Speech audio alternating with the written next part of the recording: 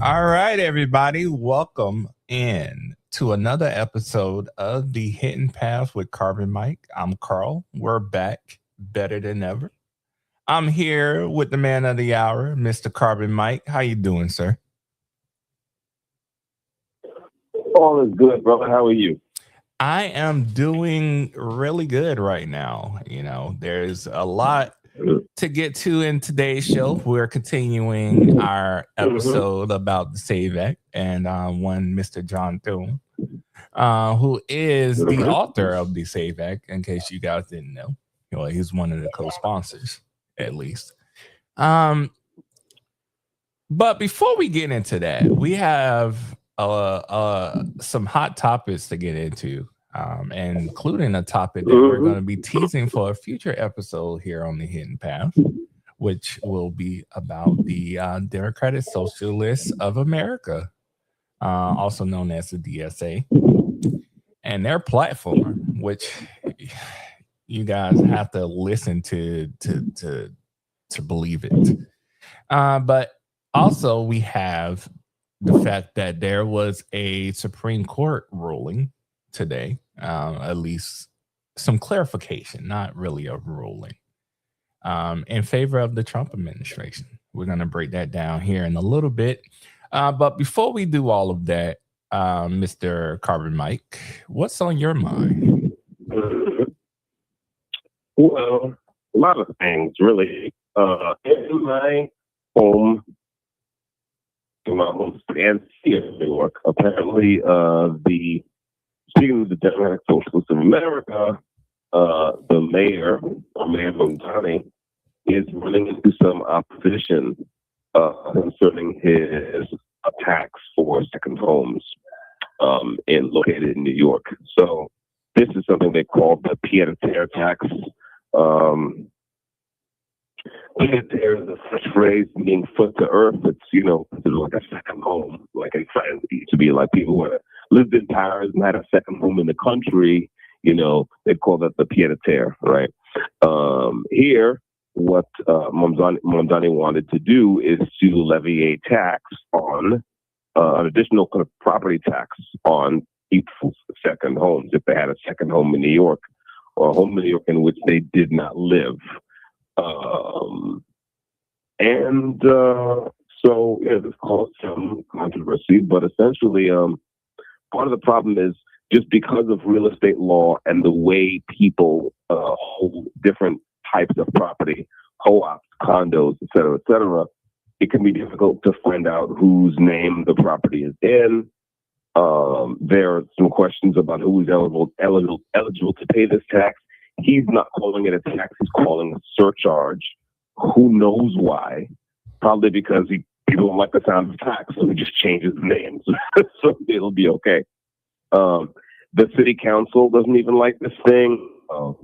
He apparently recently dodged a hearing that the city council had called to discuss this new tax. He and his people did not show up.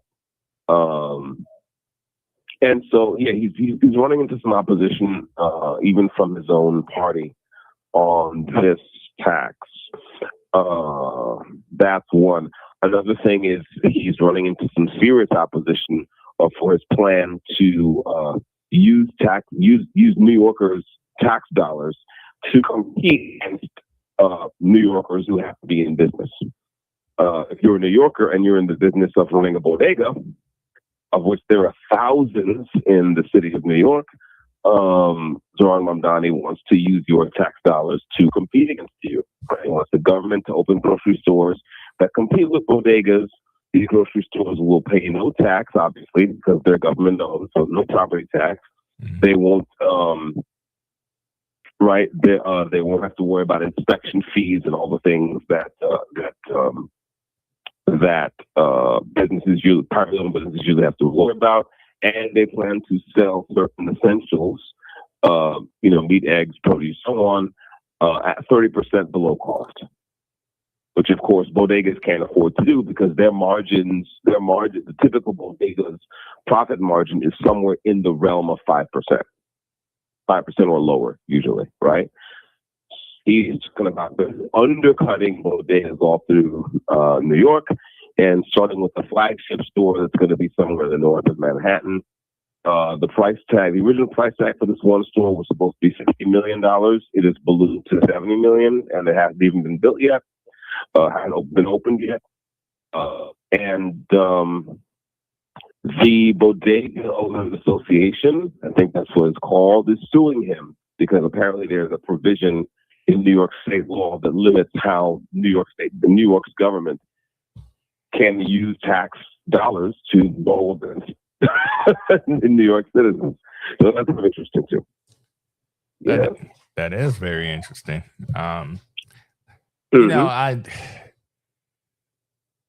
What people need to understand about socialism is that this is exactly what it does. It creates unnecessary competition to private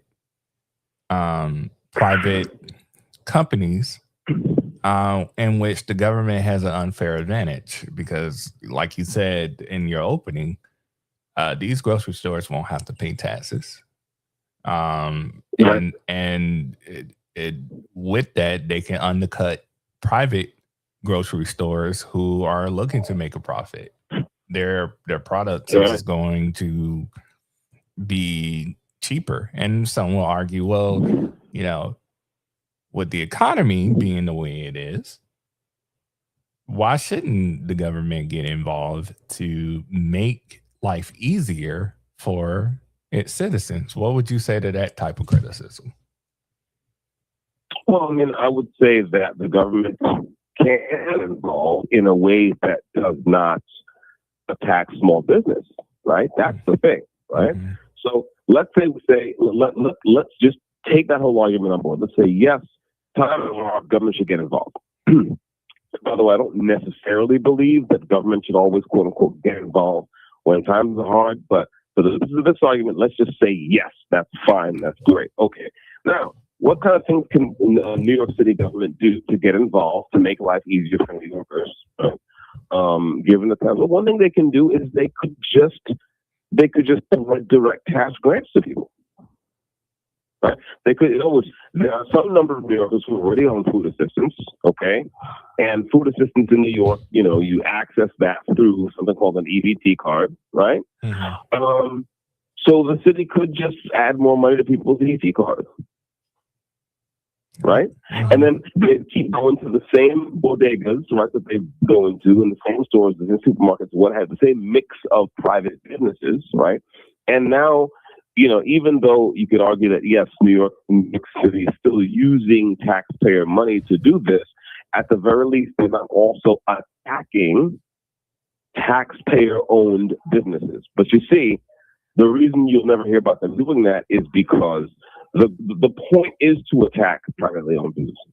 That is the point. And it's not as big businesses as you see, right? Mm-hmm. I believe a guy named Frank Garcia, who's the head of this Bodega Owners Association, tried to get a meeting with Mamdani and his people.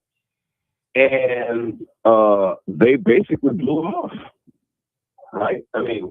This is Mamdani is a guy who's so concerned about working people and New Yorkers. So Frank Garcia tries to get a meeting with Mamdani, and Mamdani's people just blow him off. The point is to destroy private business. That is the point. Well, the point is to destroy ownership. Isn't that the goal of socialism is to destroy capitalism? Well, not. It's no. So, depending on which part of the literature you read, some socialists say, or some communists say that capitalism is necessary towards full communism, right? Mm-hmm. So the goal is kind of to enhance the contradiction of capitalism, and then you build socialism or communism on that. In this case, I would say just straightforwardly, these people do not like private ownership. They don't like independence. They don't like entrepreneurship. They just don't like it, right? Someone working for them said, this woman said, Sia Weaver, she said that, home ownership is instead of white supremacy. That's where these people's heads are at, right? So, they don't want private citizens owning stuff, and we can have arguments about the size of certain businesses, and when did the business become predatory because it's got a huge amount of cash in the bank and it can do this. We can argue about all that, but we're talking about bodega owners. We're talking about businesses, small businesses, right? And we can see that they don't care whether or not to put. I think so. Another Democratic socialist was asked the question, well, here you have Zoran Mamdani, a person in your party, doing this thing, and it's threatening to put bodega owners out of business. And this guy said, I forget what his name is, but he said, well, if that's the case, then they shouldn't have been in business in the first place, maybe. Right? So that's how these people think. That's who they are.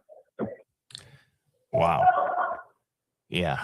And, part of their party platform is they said that they're not against capitalism. We have a Democrat senator candidate running here in Florida. Her name is, I think, Angie Smith, if I'm not mistaken. Angie did an interview with NBC. Let me actually find that interview. But she did an interview with NBC, and one of the things they had asked her was if she believes in things like packing the Supreme Court and doing away with the Pentagon and doing away with and they straight up asked her if she was against capitalism, and she said she's not against it. But we all know that they lie. Yeah, let's see if I can find. I would say this. I think. I don't even believe in necessarily making that into a line of items. But that's a line of attack anyway, right? Well, it's not whether you're against capitalism. If you define what capitalism means, the point is, are you in favor of the government? That's the question.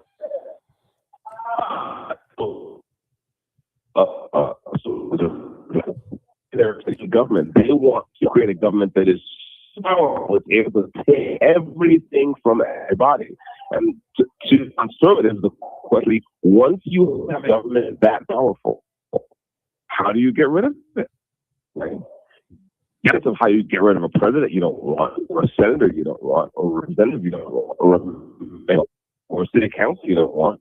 What happens when you have a government you don't want that is powerful enough to simply take everything from everybody? No check on that power, right? You find yourself a government that never has to say it's sorry, and you can never get rid of. That's the problem. And again, this is the thing. I don't think I think it's a believe it or not, I think it's a losing move to simply to defend capitalism, only because capitalism is a word, right? I think that a better line of attack is to defend your neighbors. Right? To defend your neighborhood, is to defend the people you know, is to defend people who are small business people, right? People in your area, people who are doing things on their own, right? It's like you. To me, the key is to stand up for actual people rather than to have this abstract war about ideas where they've seized the ground of, well, people can't afford stuff, right? That's what they're saying. People can't afford. People are having a hard time, and as conservatives, our response should not be, yeah, but capitalism is awesome. No. That's not a good response. Yeah, you need more. It has to be more nuanced to that.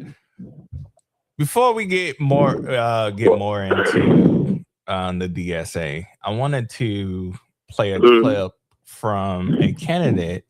Her name is Angie Nixon. She's running here in Florida against Ashley Moody. She's running as a Democrat. She has the backing of people like Bernie Sanders and AOC. She did recently unseat an incumbent. Well, not an incumbent. I shouldn't say it, but a favorite establishment Democrat who was running for the nominee. So let's play this MS. Which district is this? No, she's running for Florida Senate. Not Florida Senate, U.S. Senate in Florida. U.S. Senate out of Florida. Okay, yeah. Okay. So set for the Senate race in Florida with Democratic Socialist candidate Angie Nixon pulling off a major upset in her primary as she now faces incumbent Senator Ashley Moody in a state that's been trending increasingly red. Angie Nixon today also securing a notable endorsement from progressive Senator Bernie Sanders as she pivots to the general election matchup. And joining me now is Florida's Democratic candidate for Senate, State Representative Angie Nixon. Thank you so much for joining me and congratulations on your primary win. Thank you for having me. So let's dive in. Florida, which has been trending increasingly red, as you know, in the last several elections. President Trump won 3 times. Why do you think this state is now ready to vote for a Democratic Socialist in the Senate? So thank you for having me. And I want to be clear, the state is not red. The state has just not been invested in by Democrats. And so now I am super excited because I am a union organizer, a community organizer, and we know what it takes to win across the state is to actually go and talk to voters and let them know that we deserve better. When we're talking about the issues that Floridians are facing and that Americans are facing in this country, it's all the same across the board when it comes to Republicans, Democrats, independents, any label, right? Folks are fed up with the current status quo and the fact that people like unelected Ashley Moody and Donald Trump are only looking out for their campaign donors and their billionaire and ultra wealthy millionaire friends and family. They want some relief. I am running as a Democrat. I happen to also be a member of DSA, a member of the Working Families Party, a member of the NAACP, a member of countless organizations that want to ensure that we have access to quality health care. We also want to make sure that we have access to quality housing. We also want to make sure that we have fully funded public schools that provide a quality education. And that is resonating across the board. They are tired of people turning their backs on them, these elected officials who are actually working less and less and less and getting richer. Meanwhile, we're working harder than ever and still struggling to stay afloat. I want to play some of what your opponent, Senator Ashley Moody, has said about your campaign and get your response on the other side. Take a look. My opponent will be a self-proclaimed socialist that proudly signed up and joined the Democratic Socialists of America. Angie Nixon, who will be my opponent in November, and her comrades want to destroy this country and everything that it is built on. Some strong words there. How do you respond? You know, when people's voice start getting squeaky and really high pitched, usually they're lying. And Ashley Moody knows that I'm not a socialist. I joined the DSA because I believe in them in regards to fighting for adequate public housing, as well as fighting for quality health care, as well as making sure that we are getting our veterans off the street, taking big money out of politics, right? The Democratic Party is a big tent. It is a big tent, and it's an everybody party. We have folks on the left, on the right, to the middle of the party, and I'm super excited to be on a ticket with someone like David Jolly, with someone like JJR, because we bring different things, and that's what folks, but at the end of the day, what folks want, as I stated earlier, is they are tired of the status quo. Ashley Moody is someone who decided to use $10 million that was supposed to be directed at the most medically needy kids in our state. She allowed that to be diverted to defeat 2 citizen-led ballot initiatives, which would have helped improve our health for Floridians here in the state. She also decided to increase, she voted against the ACA subsidies, which basically knocked off over 300,000 people off the ACA rolls. So our private insurance went up, as well as those folks who lost their insurance. She doesn't care about anyone but looking out for her billionaire friends. Let me ask you, because you did join the DSA, and I think people and voters have questions about where you stand as it relates to the DSA platform. So let's go through a few of the issues that they stand for. The DSA calls for abolishing the Senate, the office that you are running for. Do you support abolishing the Senate? No, I don't. Not at this. No, I don't support that. So I want to stop it right there, folks. You just heard her. You just heard that very, very interesting question from the NBC anchor, who asked her, since she did claim to be a part of the DSA, which is the Democratic Socialists of America, about abolishing the Senate. It's ironic that she's running for the office, and the party platform that she freely joined wants to abolish it. Dexter, what is your thoughts on her so far, or on the DSA platform in that regard, and Angie Nixon, as you heard her? Let me take on her first, because this clip you played is very interesting. Here's why.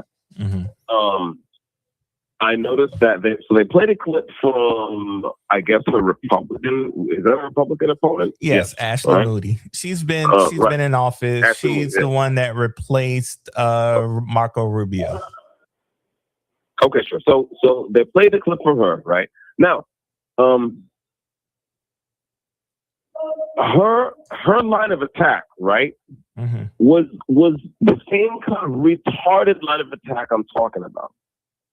Okay. Now look, just in the first few minutes when this woman here was talking, right, she said something about, well, I'm running as a Democrat, and I want to make. He said something about schools, right? She said she want to make schools better, and she wants our kids. Okay. Now, if you are a Republican, right, and you're running against someone who is running as and that's what, and they have the nerve to fix their faces to mention schools, right? The first line of attack is not, well, she's a socialist and socialists are bad and she wants to destroy this country. There again, you see, the Democrat is making a concrete statement, and now the Republican is making this kind of broad kind of thing. She wants to destroy America. No, you know what you say? You say, look, what is the condition of the schools in Chicago? I mean, just if my opponent is a Democrat and she says she cares, okay, what's the track record of her party? Let's go to Chicago. Okay, let's go to Baltimore. Okay, let's go to New York. Let's go to East St. Louis. Let's go to South Central LA. You see what I'm saying? And it's like, very shortly, let's go to Detroit. Very shortly, right? You'll show that, well, this person, is running as part of a party whose track record is horrendous, is awful, right? But this Republican didn't say any of that. No. You should just, socialism is bad. Okay, well, socialism is bad, but that's not the point. The point is, how do you make an attack that's going to land on the person you're running against? These attacks need to be personal. I'm very disappointed. These attacks need to be personal to what people are going through in America right now. Yes, exactly. And I don't know why Republicans insist on taking it to this, like, this the making of it, when there's plenty of concrete news you can go to, concrete outcomes that are bad for people, that are bad for families, that are the result of bad Democrat Party policies. It's like you just show what's actually happening to people. But that's the problem. These Democrats and these socialists are going around pointing out what's happening to people, and Republicans, instead of taking the fight to the enemy, go off on a tangent about Joseph Stalin and all this business. Come on. Like, look, I know Stalin had a crazy high body count. Mao too. And all the rest of them. Listen, I mean, I've studied a little something about this movement, and so I know it's bad. But the point is, on the campaign trail, right? On the campaign trail, when you got to make an attack that's going to land in 30 seconds or 45 seconds, the thing to do is not to go into the history of the the Russian Revolution and Bloody Sunday and come on, man. It's very simple. Your ideas are wrong. We know your ideas are wrong because look at this place where you guys are running things. What's it like over there? Oh, terrible. And that's it. Like you know what I'm saying? We have better ideas, but then here's the other thing. Conservatives, Republicans, also have to have ideas. And if they don't have any ideas except you should vote for me, then they're going to struggle in these races. Well, their ideas. They're going to struggle in these races. These current running Republicans, their ideas are Democrat are bad. Democrat is bad. I'm the better choice, and that's it. They're not explaining why they're the better choice or why the Democrat is bad. They're just saying that they're bad. Exactly. You're not attacking their ideas. This is a terrible idea. Why? Look at where they're trying to do. How about if we did this? You know, how about, Republicans could do more of saying, listen, today there are people who are struggling to do X, Y, and Z. Part of the reason they're struggling is too much government. So how about we get the government's boot off your neck here, and here, so you can use your natural hustle to help turn your assets and your skills into prosperity. What happened to the Republicans? They used to be the party of... You have 1 minute left. It used to be the party of small government and used to explain why big government is bad. Now they seem to be going along with the Democrats. Well, they used to call themselves the party of small government. I mean, if we're talking about Reagan and Republicans, I think I would have some questions about the veracity of that, right? Right. But in any case, actually, I just heard our least favorite Democrat chime in. Let me drop and call you back. All right, everybody. That's just gonna drop and the caller has hung up real quick. In the meantime, I'm gonna play you a clip that you might get a little upset about. Give me a second.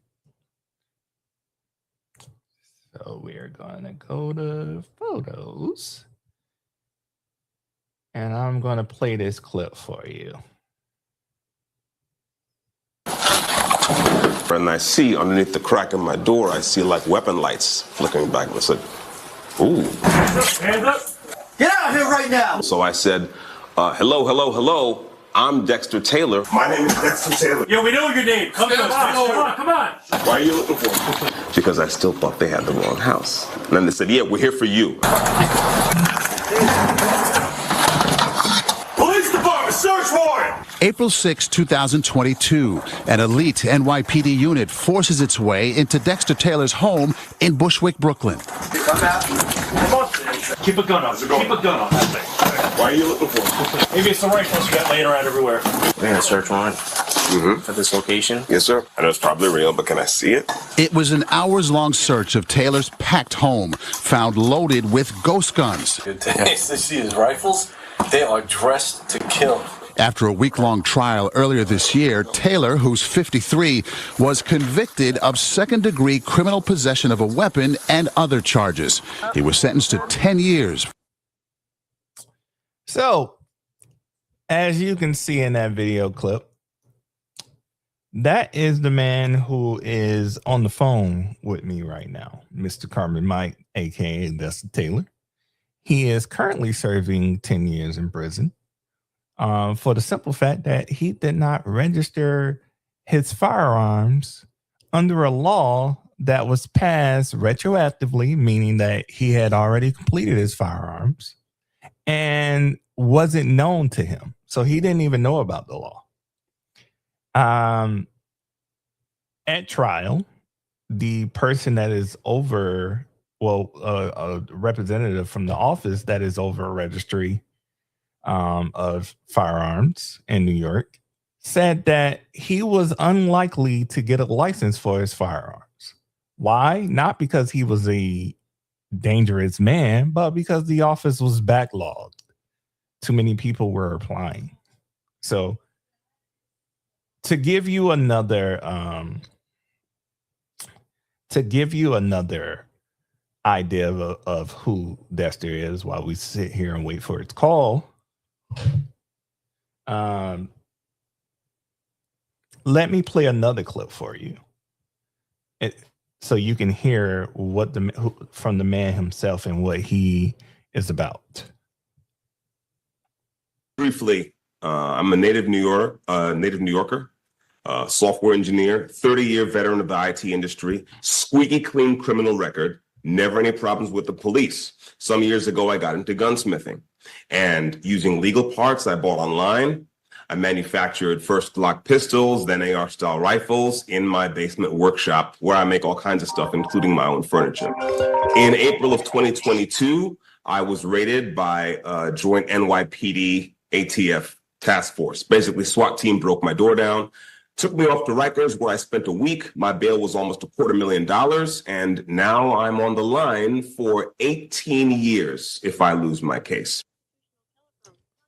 So that's who Dexter is. I'm gonna play y'all the recording that I hear when he calls me. Press 2. If you would like to permanently block your number. Preventing suicide is important. On a normal day basis when he calls me, and what his family hears. So, Securus, you may start the conversation now.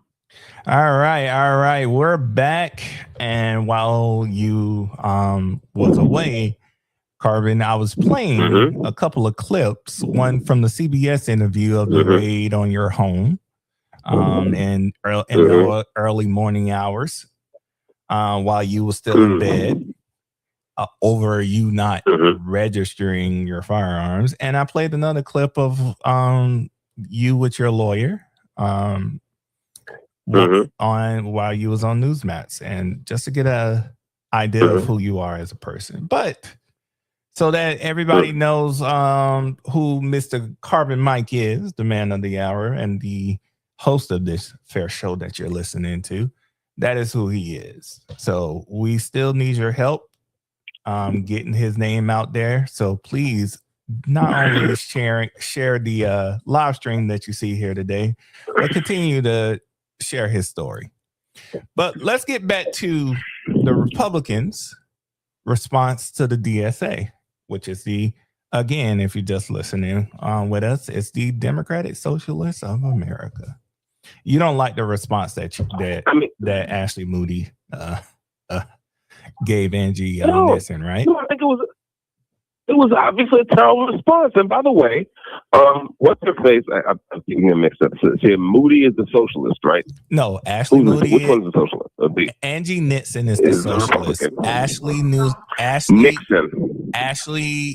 Moody is the Republican. Moody is the Republican. Okay, so Nixon's response to this was interesting because she actually did something very clever. She kind of made a little joke about it. So if you hear someone's voice get squeaky, it means they're lying, so and so and so.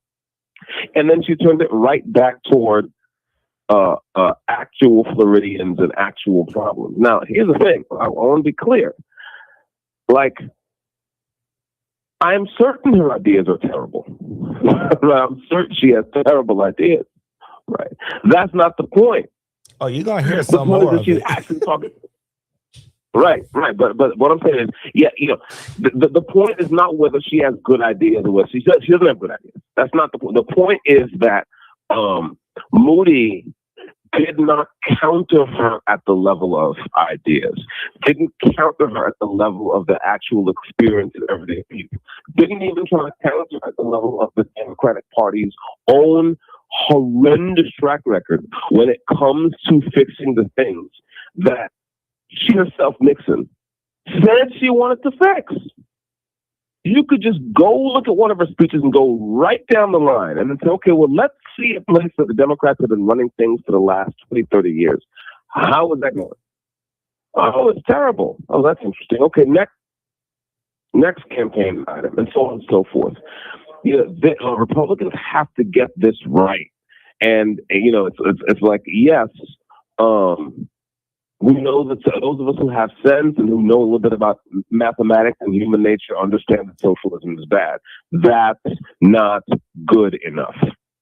Right. You have to make attacks that land in a way that goes to people's actual experience and not to an economics textbook. That's it. All right. So let me let's play a little bit more of this interview with her. Well, real quick, briefly, what is your thoughts about the DSA wanting to abolish the Senate and Ashley Nixon saying that she's not for that right now? She caught herself at this time. Yeah, she said at this time, but she caught herself. Look. It doesn't make a difference. Look, it doesn't make a difference. It doesn't make a difference. It's irrelevant. Okay, you know why it's irrelevant? Because here's the thing. First of all, socialists want a government that's so big it doesn't matter whether there's a Senate or not, right? A government that is big enough to take everything from everybody, okay, is no longer going to be subject to any meaningful checks or balances anyway. So it is irrelevant whether again, they have a lot of stupid ideas. But for example, Zohran Mamdani at one point wanted to defund the police, okay? Now, of course, he walked that back. But my point is that these people want government that's so big, it's not going to make a difference whether they defund the police, because there's going to be, and government will be so big that they will be the equivalent of the police on your ass all the time anyway. You see what I'm saying? Yeah. So when I don't want us to get distracted by these dumb things said by dumb people, right? About these dumb non-idea. Oh, we should. That's just they're out there and they're talking because they got lips. But here's a thing that they can do. They can increase the size of government if they're allowed to, right? They can, as Mamdani is doing, they can declare economic war against the citizens of New York City, right? And when they've done that, right? And when he's built his grocery stores, and when he's wiped out some number of bodegas, and then the grocery store has to close its doors anyway because the numbers don't add up like they never do, okay? All that will happen is that we will have suffered a loss, because now there'll be less private business, be less private ownership, there'll be less entrepreneurship, and there'll be a government that has fattened itself, right, off taxpayer dollars for the last few years. Government's not losing money, you're losing money. Right. So that's why I want us to stay focused on the concrete shit that they do that is horrible. I don't care what she says. She's talking because she got lips. I don't want to. I don't care. Their ideas are bad, and we can show their ideas are bad by looking in the places where cities and towns and states have done the things that these people say they want to do. Right. No, I'm in. Looking at you, Seattle. I'm in full agreement with you. I think a lot of Republicans are missing the plot here and not understanding that the people you're running against, it's easy. Like, their ideas, like as you said, are bad. You need to do an effective job of explaining why those ideas are bad, why those ideas are not sustainable, why those ideas would actually hurt the average American. Yeah, so I don't get why this is a hard thing. I don't get why this is a hard thing for Republicans to understand.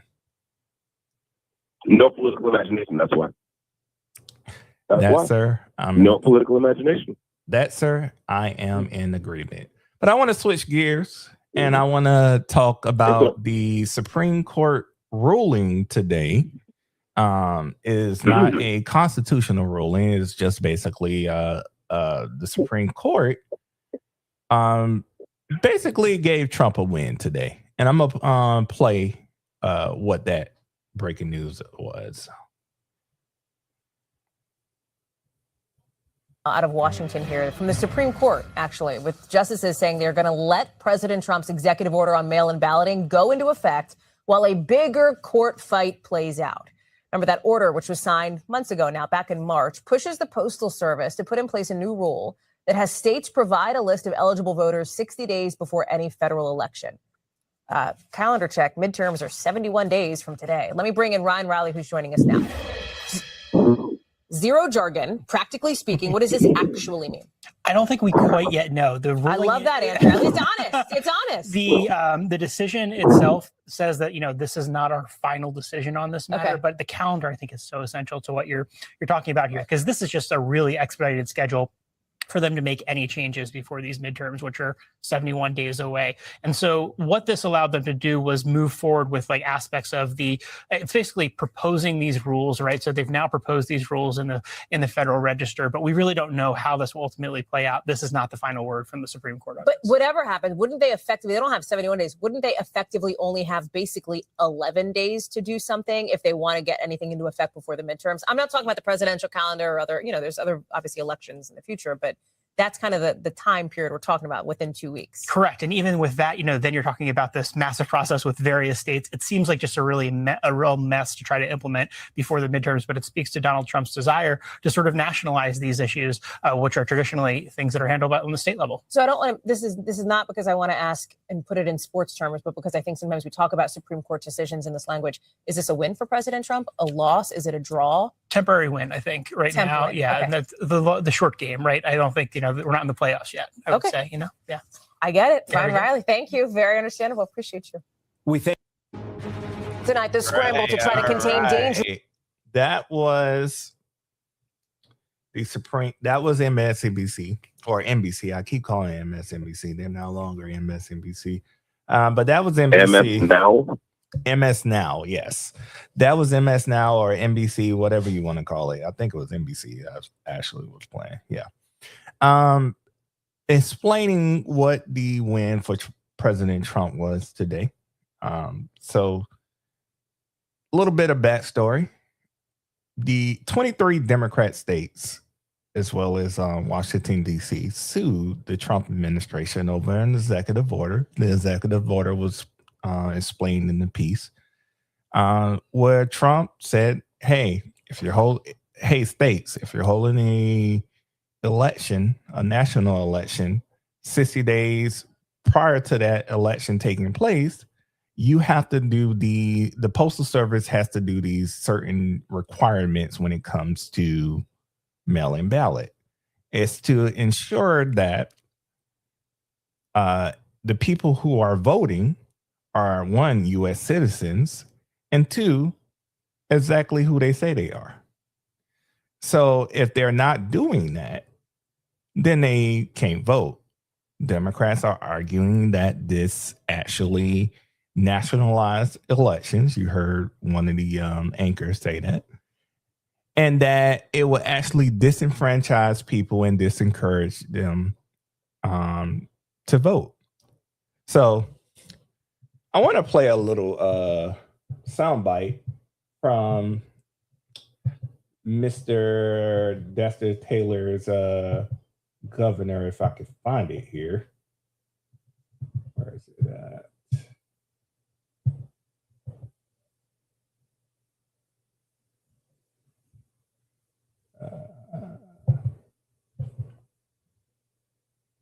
Well, I can't find it. Anyways. Yeah. Looking for Kathy Hochul. I'm looking for Miss Kathy Hochul. Miss Kathy Hochul once said that, little black boys in New York, little black boys and girls in New York don't know what a computer is. Now, I'm sorry. I'm a millennial. I grew up in the social media age, even prior to social media. I knew what a computer was even before. I grew up poor. My mother couldn't afford a computer when I was little, but I knew what a computer was. Like, we had video game systems. Those was essentially computers. But I say that to say this, is that Democrats think so lowly of their voters. And now I'm not, obsessed with what the Democrats think. However, I am interested in how the Republicans respond to things like this. What are your thoughts, Mr. Carvin, Mike? Well, look, let's face it, Carl. You might have known what a computer was in the abstract, but it's clear that just by being the same color as me, you never really had the ability to kind of get an ID or, know how to go to the DMV or to any. I mean, it's like, listen, let's face it, you're disadvantaged, and the Democrats just want to help you, Carl. Oh, that's what you they accept said. this help from people who clearly.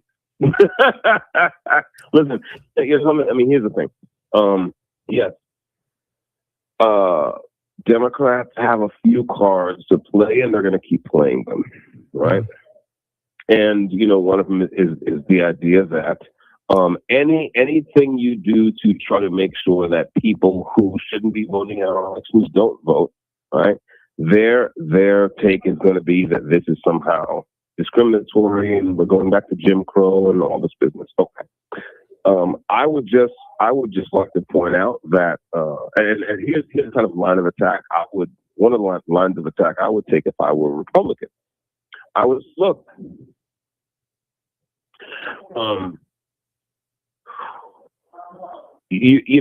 People should care a lot about the ability to exercise this right. This is very good, and we care about it too. But here's the thing: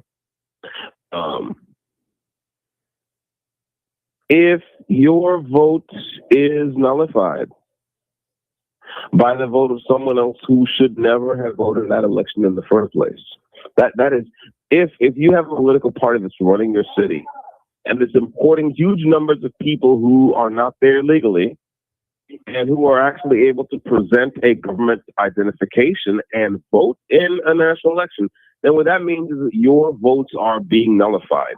The Democrats are doing this to you now. Now. It's not a theory. They're doing this to you now. And we want to put a stop to that. Right? So I would point out, if I were a Republican response to this, I would point out that this applies to mail-in ballots. Right?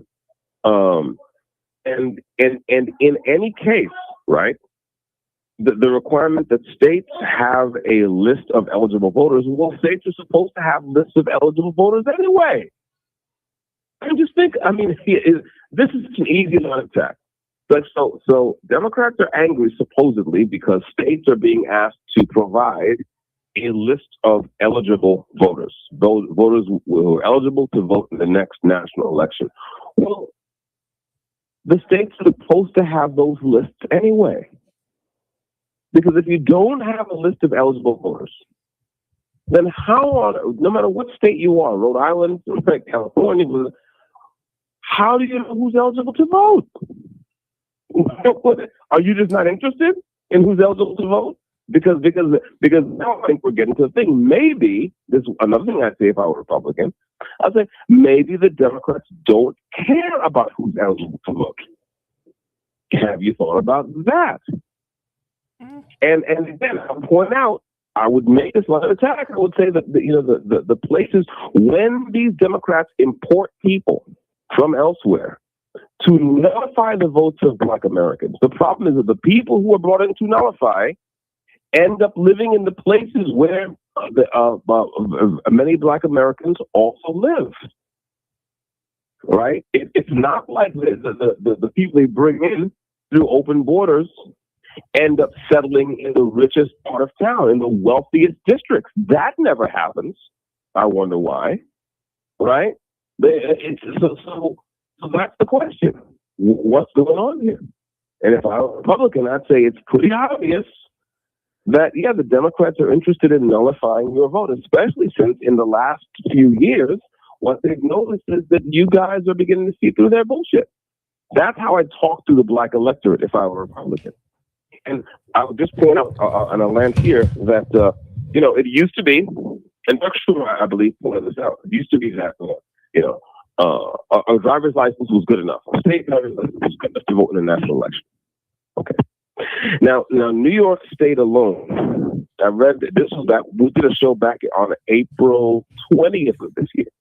Mm-hmm. And I think in the current events section of that show, I pointed out that New York City has lost that so far to date, by April 20th of this year, 2026, it has lost something like $73 million of government funding over the issue of immigrant CDLs, these commercial driver's licenses, which were being given to people, either giving to them wrongly because they didn't keep the language, or these pieces of ID continue to be valid even after the visas had expired. The visa of that visa holder has expired. So, for example, at that time when I read the article, something like 33,000 driver's licenses, commercial driver's licenses alone in New York State, just one state, were cited, which should have already been revoked, but had not been. Okay, so come on, you put two and two together. It's like if all these people who don't belong in the country, who don't have a status, have valid driver's licenses issued to them by their state of residence, then what you have is a whole lot of people who can just go to the polling place, show their valid state ID, get a ballot, and vote. Now, when you hear the networks talk about how, well, there's very little, yes, there's registration fraud, but there's no voter fraud, or statistically it's insignificant. Well, here's the question. How are you defining fraud? Because if I'm taking my real state ID, which California or New York or some other degenerates gave to me, and I'm giving my real address, then technically that's not fraud. The documents are legitimate. The information is correct. The point is that I shouldn't be able to vote. Okay? And so we have to do something about that. And again, I think Republicans are not leaning into this like they should. They need to actually go and talk to the black electorate and say, listen, these guys are pulling a stunt. And it should be obvious that they're pulling a stunt, and here's how. And that's it. Like, my opinion, my take on this is that I never had an issue, and I don't know anyone else who is a minority, a woman, or, any elderly rural people living in rural areas. I've never heard of them having an issue getting documentation to vote, whether we're talking like your identification or maybe like your birth certificate or something like that. Like, most people who live in cities don't have an issue to do that. Now, I can understand a little bit that people who live in more secluded rural areas might have an issue getting to like a vital statistics office. That's what it's called here in Florida. But where you can get your birth certificate. Married women who changed their name at birth. Well, not at birth, like when they got married from when they was born. I can understand that. However, it's still not a significant issue where these people will be secluded from voting. They should still be able to obtain this documentation to vote, is what I'm saying. My issue with what are you going to say? I was going to say, some years ago when I needed to get a new passport because mine had expired, I had to go get a certified copy of my birth certificate. I went to the Hall of Records in New York City, and I got a new certified copy of my birth certificate in a about 20 minutes, maybe less. Yeah. So what I'm saying is, like, if we're talking, let's say a scenario where these people, that we're talking about the people who live in rural areas, right? If an upcoming election, it's not like elections just happen overnight. They tell you that, hey, there's an election, you need to go do this tomorrow, and you have to get all of this documentation. You have a full year sometimes before an election happens.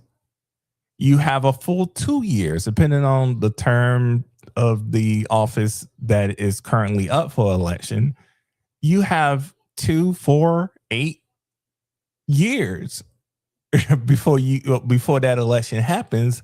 Why are you waiting until the last minute to go and get all the documentation you need to prove that you are a citizen, that you are eligible to vote where you are? So, like, this is the clip that I was looking for, everybody. Young black kids growing up in the Bronx who don't even know what the word computer is. That is Mr. Carbon Mike's governor. Telling people that you are too dumb to know what a computer is. They essentially believe the same thing when it comes to voting. You're too dumb to know how to obtain the required documents to vote. Remember, Joe Biden also think of this of you, Dester. You ain't black. Because you didn't vote for him. Is that because I spent 30 some odd years in the computer industry, in the tech industry? It's like there are things I ain't black because look. I mean, no, it's because it seems obvious to me, right? It's because of it's because of this. And Corn Pop was a bad dude, and he ran a bunch of bad boys. That's why. Oh my God, Corn Pop. That's a nickname I haven't run across really in my recent travels. No one's handle is Corn Pop. Nobody. No, but I mean, look, this thing about the mail-in balance and what have you. I mean, again, it's just impossible for me to take Democrats seriously on this. Now, here's the thing: I do take seriously the extent to which someone who is a legitimate citizen and who wants to file a ballot cannot. And look, we can be honest and say, yes, every system, right? Every system is going to obviously present some kind of barrier, right? Wait a minute. Yeah, that's the point, right? It's like if the goal is to put up some barrier so that people who shouldn't vote cannot. Okay, so we have to be honest about this. Barriers sometimes exclude some people who should be able to vote. That can happen. I think it would be dishonest for us to say that no one could possibly be inconvenienced by these rules and that the rules are going to function perfectly. I think we don't have to make that argument. What we can say is just the truth, which is that, look, this is a problem we have to solve. This is a problem we have to solve. There are too many people who've been handed what they've been told are valid IDs by their state of residence, right?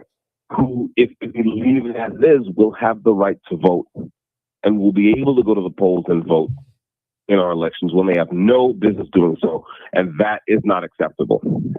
So fix this. And in my opinion, this is the attempt to fix this. All right. So switching gears to another hot topic.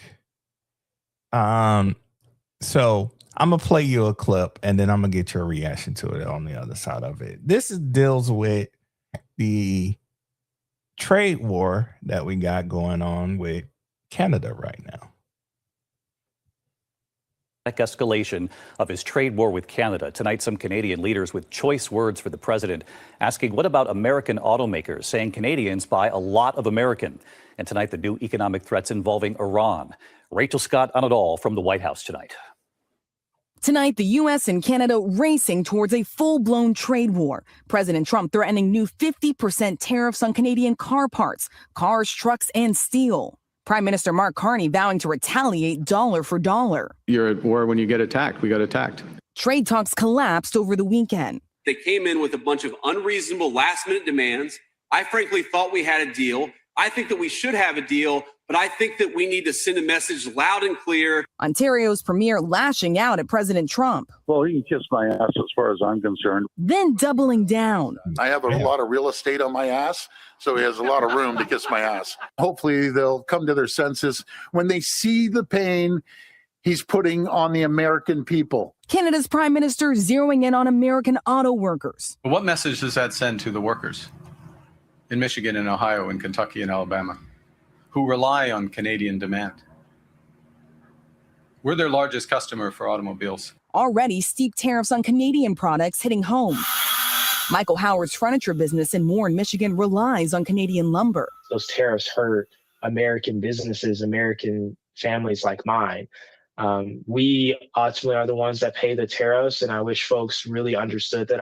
It comes as the administration turns up economic pressure on Iran. Treasury Secretary Scott Bessent was expected to unveil a host of sanctions against countries that do business with Iran. An economic engagement of any kind with this murderous regime will expose those responsible to the full reach of American power. But Bessent wouldn't name the countries the U.S. is targeting or a timeline for them to comply. Why? All right. Because we're coming up on the break. You have 1 minute left. And there she is, right on time.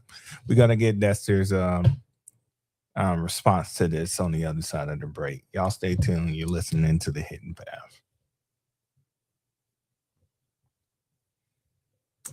The caller has hung up. Let's go ahead and finish out that clip, and then we're going to get Dester on the other side of the break. Why not impose the sanctions today? Well, we are giving everyone the opportunity to remedy bad behavior. Why would I want to blow up the global financial system? And David, back to Canada, they are not backing down. They say more retaliatory tariffs are on the way. President Trump says that Canada wants the benefits of being a state without actually being one. But tonight, Canada is making it clear they will not be pushed around. David. Rachel Scott live at the White House for us. All right. So there's something else I want to play for you guys while we wait for Dester to give us a call back. It's actually Canada's response. Well, you heard a little bit of what their response was, but let's play you a clip of what that response looks like.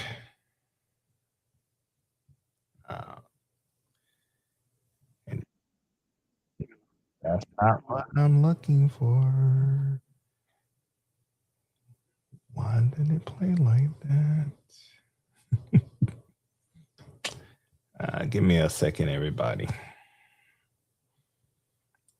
Had the clip queued up. Don't you hate it when like you have the clip queued up and then you lose it? Oh, never mind. That's just calling back anyways.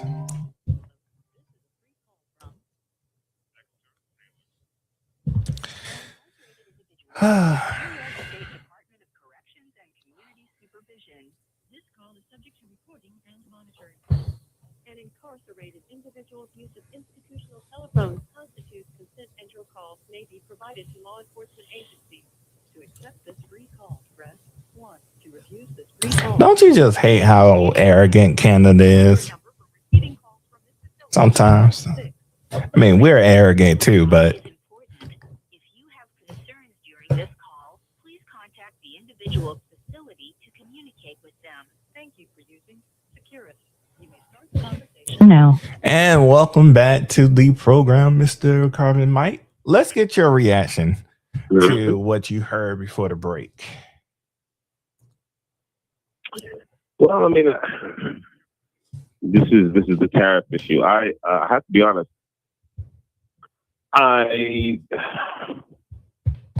Listen, with the tariff, with the kind of mini trade war against the European Union, the kind of tit for tat tariffs, I understood a little bit of that because I knew that they already had tariffs on our goods right before even Trump took office, right? They've had tariffs on American goods, right, inbound to the European Union. I don't know what the prior situation was with Canada, right? Whether it had, tariffs on U.S. goods moving into Canada and at what level these goods were being tariffed. So it's difficult for me, and again, without a lot of information in here, right? I don't really know why we kicked off this thing in the first place. Was it about fentanyl?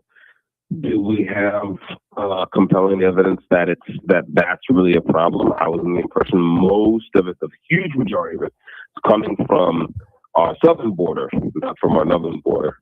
Perhaps I'm mistaken. I just don't know. I'm not sure about this one. I gotta be honest.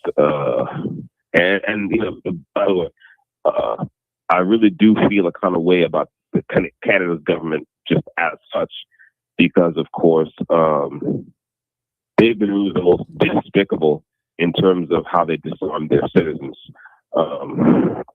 Of course, Canada doesn't have a Second Amendment per se.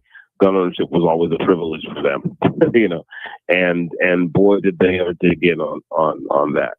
I don't necessarily, have good feelings toward the Canadian government, but I'm just, at the end of the day, I think that a trade war is something that we might kick off, right, to enhance America's interests, right, to further America. That's what I care about.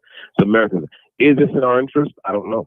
Is this a response to some concrete thing that Canada was doing that they wouldn't stop doing? I don't know. So that's where I am right now. It is weird that these tariffs just came out of nowhere, in my opinion, from what my point of view is. Now, I will be honest with our viewers here. I haven't really been following this tariff war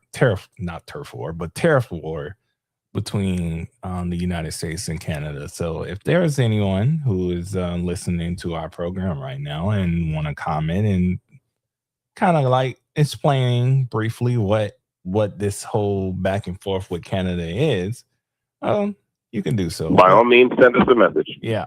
Go ahead and send us a message. Yeah. So someone, just briefly, I just saw this come across my screen that I thought was funny. Pete Buttigieg, former transportation secretary under Joe Biden, said that Republicans are not ready for what's coming in November. He's predicting a huge landslide victory for Democrats across the country at various in various races. Are you worried about what Pete Buttigieg is predicting, or are you still confident that the Republicans can maintain control of what they control now? Well, I mean, I don't know why anyone would listen to whatever he has to say. But that said, no, I'm not super confident. I mean, I think it's always, there's always room for a surprise, right? Anything could happen. A bunch of conservatives could stay home at the same time that a bunch of really activated progressives could come out to vote. It's like one never knows, right? After all, that's one of the biggest problems in terms of the left gaining electoral footholds. It's not that there are not enough conservatives. It's that usually there's not enough conservatives who actually get off their asses and go to the polls, right? So that could be a problem in November. I don't think it's necessarily going to be a problem because Pete Booty whatever said so. That's his name. What? I thought that was his name. Booty something. No? Buttigieg. All right. Okay, Booty Judge. The Pete Judge Booties. You know, it's like he took time out from judging booties to actually, comment on this, and that's great. But yeah, it is what it is. I just, whatever. So we talked about small business earlier. When we was breaking down Angie Nixon and the DSA stance on, their platform rather. So I want to play you a clip of our Vice President, J.D. Vance, talking about small businesses. That's coming up. All right, let's get this in. I'm going to give a special shout out to one of the very impressive people, Jamie Beers, who I believe is behind me. Jamie?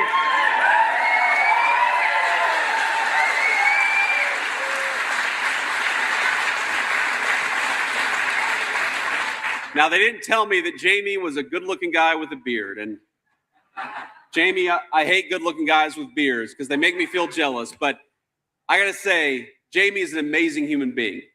He's a maintenance manager here who worked his way through high school to learn his trade so he could take care of his 3 daughters.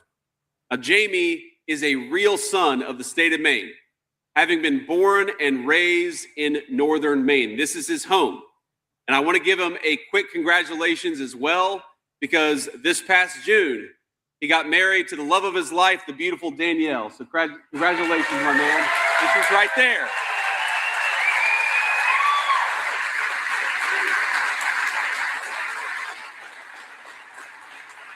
Not just the love of your life, but a fellow employee at Computech. All right, man. This company's been better to Jamie than I realized.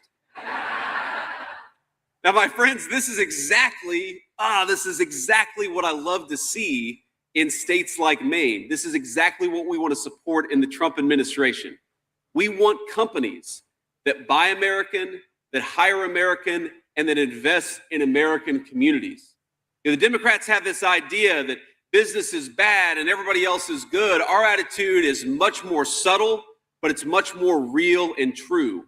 That if you're a business that's building in your backyard, if you're investing in your workers and trying to make a great American product, then we are on your side because you are on the side of American workers and American patriots.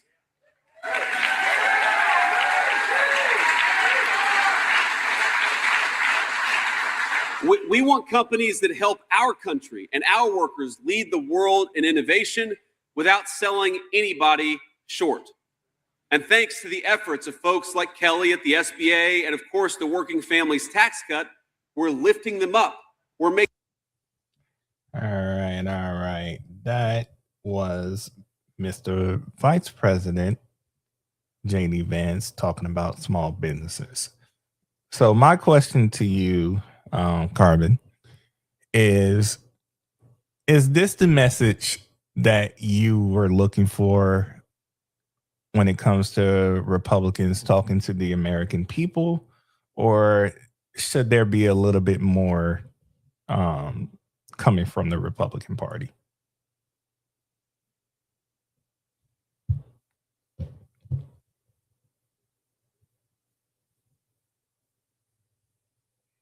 Carmen, you there?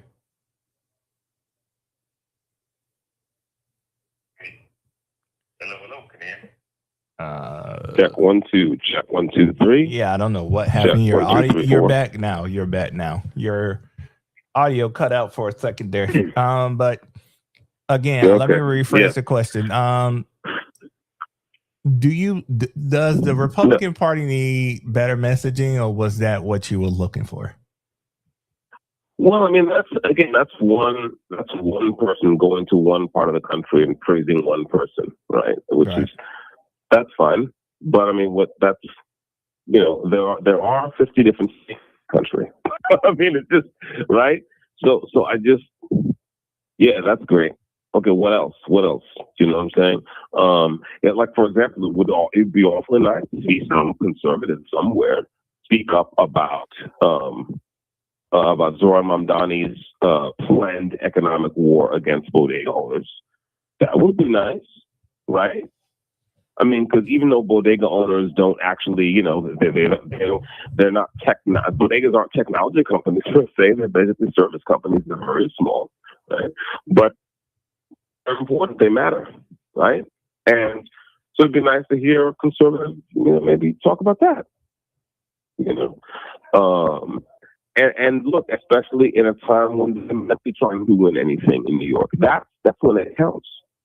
That's when it counts. When you're not trying to win anything. And you see what I'm saying? Like, yeah, there's no mayoral election right now. You know, that's when it really counts for some Republican, you know, to talk about this, to bring it up, even if you don't have to necessarily come to New York, but to say, look, you know, so we see what's going on in New York, and you know, we wish our fellow Americans well in their fight against this expansion of government. Headed up by Zoran Mondani, the bodega owners. Well, we understand how important they are. Yeah, you could say that. You don't have to go to New York and have some prestige. You know, so yeah, you know, one appearance, one speech, one person. Great, more of that. And also, I didn't really get a clear sense of what this particular business owner. He said something about maintenance manager. I couldn't understand it, but it doesn't matter. It's great. So the venue that he was speaking at was a brewery in Maine. Oh, okay. Now I get it. All right. So yeah, that's cool. That's great. Right. That's fantastic.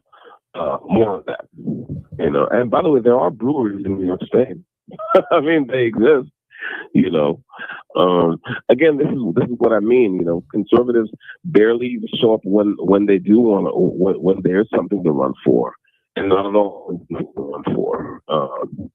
This is, you know, and doing that is going to be a necessary part of repairing their brand, which conservatives do need to do. Because I'm sorry, they have not covered themselves in glory over the last few decades. They've covered themselves in shit, more or less. And hopefully the way, because you know, I don't like the rise of the socialist craze. It annoys me. Speaking of socialists, I'm glad you said that. This is what we call everybody a segue. I have a clip. From Mr. Dollar Store Obama, also known as Hakeem Jeffries. Hakeem Jeffries broke with what most of his voters are calling for, which is Medicare for all. On a personal note, I am currently on Medicare. And the reason why I am on Medicare is because I have a disability. And that disability being that I am on dialysis and my kidneys don't work. So I'm on Medicare. We live in a time where Democrat voters want universal health care. They want Medicare for all. So they want what I have because of my condition to apply to everyone who may have a medical condition, a serious medical condition, or may not have a serious medical condition. Hakeem Jeffries said that he has no plans to support that type of legislation. I'm going to play that for you here. All right, let's move on to Medicare for All. You co-sponsored Medicare for All legislation from 2013 to 2021. You've not co-sponsored it since you became Democratic leader. Will you put Medicare for All up for a vote if you become Speaker? Well, listen, these are all conversations that the House Democratic Caucus is going to have. Right now, we're focused on November 3rd, not January 3rd. What we are promising the American people is that we're going to fight to make healthcare affordable for every single American. And we know there's a lot of damage that Republicans have done that we've got to restore and repair. For instance, Republicans have enacted the largest cut to Medicaid in American history. More than $1 trillion or so has been cut from Medicaid. And what you're going to have is about 14 million Americans lose access to healthcare. Do you personally support Medicare for All? Do you personally support Medicare for All? No, as you indicated, I haven't co-sponsored the Medicare for All legislation that has been introduced over the last several years. I do think we need to figure out how to fix our broken healthcare system and then build something better once we repair the damage that has been done. Now, that will include doing things like extending the Affordable Care Act tax credits so that more than 20 million people who have seen their health. Pause it right there. People, I'm not going to lie to you. This man has gotten donations probably from like the medical industry, and to not support this type of bill anymore. And they know that he was going to become Speaker of the House, so they essentially backed up a Brinks truck to his house and said, hey, do not sponsor this bill anymore. Now, I'm not saying he's taking bribes. I'm speaking hyperbole here. But you know, when you can tell when a candidate receives large donations towards their campaign, and how that affects the way they legislate. And he supported Medicare for all, and now he does it. Dexter, Carbon Mike, we've talked about Hakeem Jeffries in the past on a episode of The Hidden Path. What do you think about Hakeem Jeffries changing his stance now, and how should Republicans respond to that? Well, I take a slightly different view from you. I don't think he necessarily changed his stance because he, because of some incentive someone placed, in front of him, whatever the nature of that incentive. It's possible that that's the case. I think it's more likely that this is a very common thing in Washington, right? When he was not the leader, not the Speaker of the House, right? Mm-hmm. Where he was not Speaker of the House, he wasn't in a leadership position. Okay, it was safer to co-sponsor a bill like that, right? Because he probably knew that bill did not have the votes, right? He just, everyone, right? It's like the bill didn't have the votes. Medicare for all has been up in the House before. It has not passed, or it has not passed, whatever. You didn't have the votes to make it happen. So it's safe to cast a vote in favor and say, hey, I went out there and asked for Medicare for all. Now, if on the other hand, you are a minority leader right now, then all of a sudden, it's different because now you're the party in opposition. You want to look a certain way before the midterm elections. Your party has a bad record on spending. And in other words, now that like a vote either for or against Medicare for all for Democrats would actually bear some political cost. And so now he's not interested. That's, I think, a more likely explanation as to why he's changed his tune. Back when there was no political cost to voting that way, of course it was easy. Now it's like he's doing a calculation because he's thinking about positioning. He's thinking about November. Think of all the look. I'm not even sure necessarily that Medicare for all would be bad for healthcare companies. I'm not sure why it will be bad for healthcare companies. They're going to get paid one way or another because the government isn't going to become a healthcare company. They're going to pay the ones that exist, right? So, and this is separate from whether it's a good idea or not. I'm just saying, is it really against their interest to have Medicare? I'm not so sure. But in any case, this could be a positioning matter. So I think that's fascinating. It's also fascinating that no one's talking about things like direct patient care. Like, let's get back to actual doctors being paid to see being paid by actual patients to see them, instead of going through these enormous healthcare companies and this enormous bureaucracy. That would be one way to kind of skew things toward normalcy. But of course, I'm not interested. So, yeah. The reason why I take the stance that I take, that I believe that corporate interests may have affected the way Hakeem Jeffries see Medicare for All now is because he kind of danced around the question of, do you support Medicare for All? And he talked about improving Obamacare and, that making healthcare affordable and all these other things, but he wouldn't go as far as saying, yeah, I support Medicare for All. And the reason why I think that is because I do believe that, when politicians, I've always had this stance, when politicians suddenly change their stance on things, I don't think it's because they've had a change of heart, but rather they have to adhere to a promise that they made behind closed doors. So that's what I believe. I could be wrong. I'm not an expert on these things. Yeah, I mean, he could have made that promise, but I'm just saying I've seen this pattern before. I've also seen where they simply, let's see, if you look, you will see people voting for a lot of things when their vote literally has no meaning. You know what I'm saying? And it's like they're going to vote for it, but it's like, yeah, and they're going to go campaign on having votes when it has a chance of actually becoming reality, right?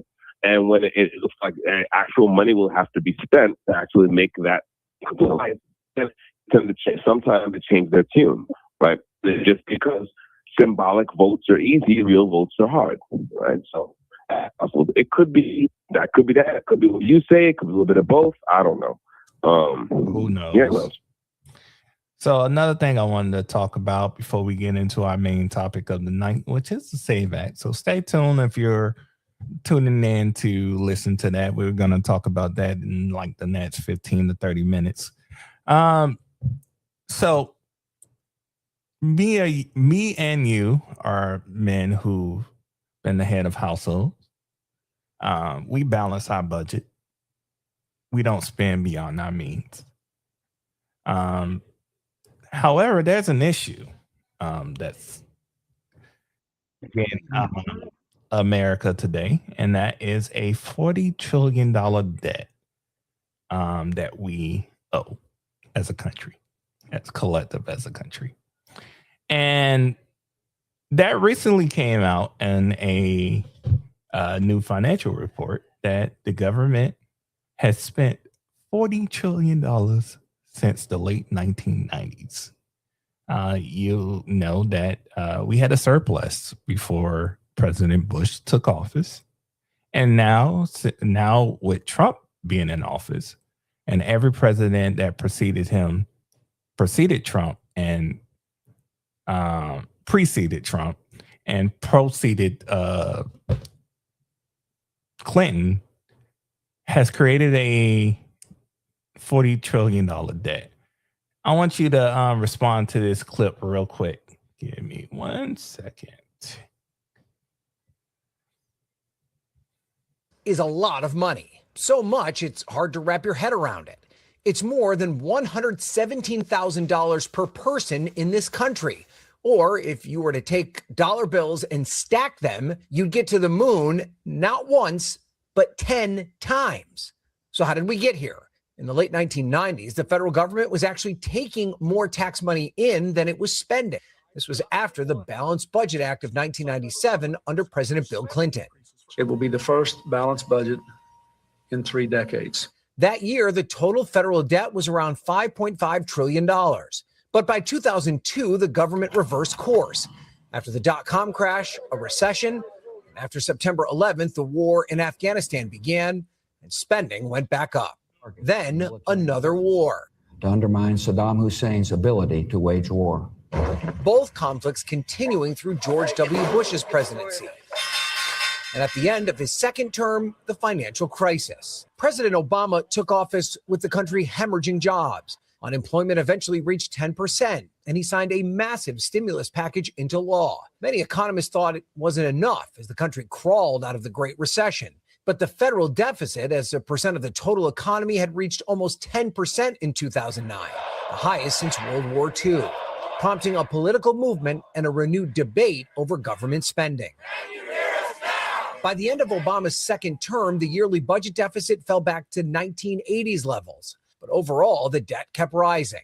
That's when a businessman known for his big buildings, but also for bankrupting some of his companies, ran for president. In 2016, Donald Trump said that he would eliminate the federal debt in 8 years. And I am the king of debt. I do love debt. President Trump couldn't stop the train. Entitlement programs like Social Security and Medicare continue to grow, and an aging population is only expected to make it worse. Plus, his first-term signature domestic policy of tax cuts didn't help balance the budget either. Then, COVID. The House voting to more than triple direct stimulus payments to $2,000. With the world at all but a standstill, the government stepped in to prop up the economy again. Trump signed stimulus checks twice. Then President Biden signed another, while also pushing for more spending on longer-term infrastructure projects. Higher interest rates due to the inflation crisis also meant it cost the government more to borrow money. When Trump returned to office in 2025, there was a recharged effort to tighten the belt. This is the chainsaw for bureaucracy. But the DOGE promise fell far short, both of its own original expectations and audits of its savings claims. Instead, the lasting impact of more tax cuts and now another war, pushing the federal debt to $40 trillion. U.S. debt compared to the whole economy, known as the debt to GDP ratio, now sits at around 125%, about double where it was back in 1997 when Clinton signed that Balanced Budget Act. And the Congressional Budget Office says the government now spends more on interest for that debt than what it spends on defense. All right. So, in my opinion, well, this is not my opinion. This is actually a known fact. Both parties are responsible for this debt. As you can see, there was Republicans and Democrats in that spot. President Trump, President Biden, President Obama, and President Bush all contributed to the national debt. So, in 27 years, well, no, not 27, 26 years since the Clinton, we have spent $40 trillion on various government programs and wars. And remember, we spent more than that. That's the right. Mm-hmm. It's like you're spending more than you're taking in. So we spent everything we've taken in plus $40 trillion. Yeah, that's what we. So we're spending a lot of money. But Republicans. Right. Well, but here's I just want to point out, it is not. I mean, we're spending too much money, but remember that debt is also. Hang on a second. There's a lot of noise here. 1 second. You got some good noise canceling because I can barely hear it. Okay, that's good. So remember that it is also the case, right? Like, okay, government issued bonds are also debt. Okay, so if I believe someone who's in finance can correct me if I'm wrong, but I believe the extent to which the government issues bonds and people buy them, that is also. You have 1 minute left. Right? Because that's what a bond is. That's what the government bond is. It's an IOU, right? Okay, I'm going to promise, I'm going to borrow some money from you. You're going to pay for this bond, I'm going to give you the certificate, and then you're going to cash it in. You're going to get a return on it in a number of years. That's debt as well. And that's not necessarily bad kind of debt. Hey, let's continue in the turnaround, since I just heard Minute Maid chime in. All right. Speaking of national debt. The caller has hung up. All right. So, those of you who are listening, tell me what you guys think about the national debt. Like I said, Democrats and Republicans are responsible for the spending that we had. Neither one of them has balanced the budget. Neither one of them has controlled spending. Each party spends on what they think is necessary to get them elected. So what are your thoughts on it? Let me know. just hit us up on the Hidden Path Twitter page and YouTube page. So if you go there and leave a comment, it'll show up right up on my screen, and I can highlight it and read it out loud for those who are looking to have that. Again, if you're listening to us, we need your help. This podcast is really about getting Destin Taylor the exposure that he needs.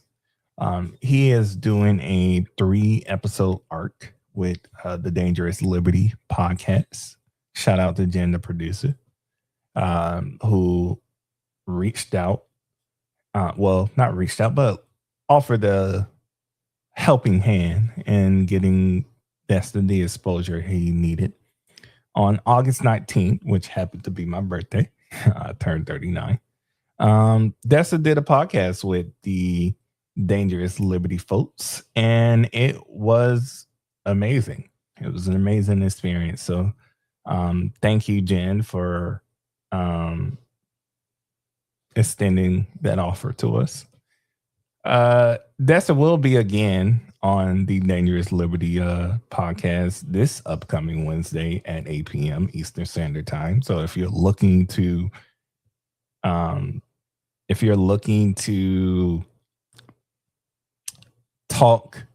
talk to Destin, but listen to Destin in his own words, please go ahead and look out for that. So if you are interested in liberty and you live dangerously, I'm so corny. The Dangerous Liberty podcast would be a great place to stop by and listen to. Also, I want to show you a little something. Give you another idea of who Dexter is, in case you didn't hear it earlier.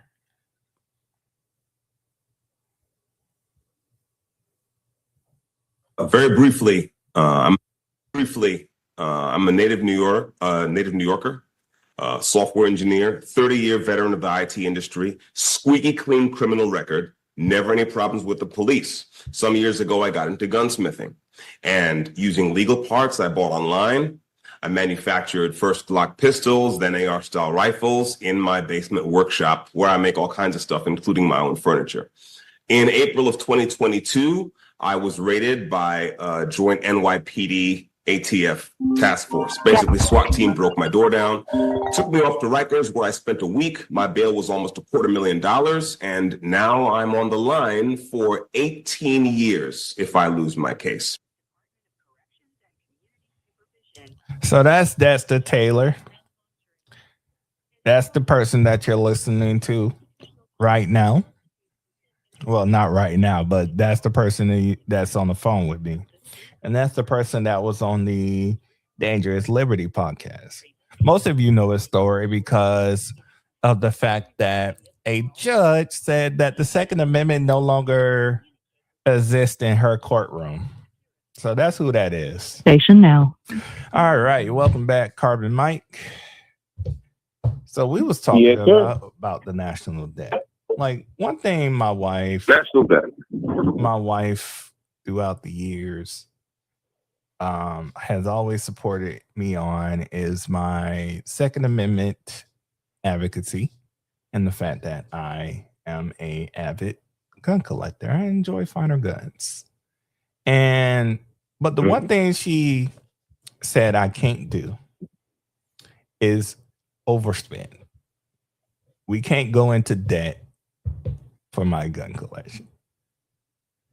Why do the federal government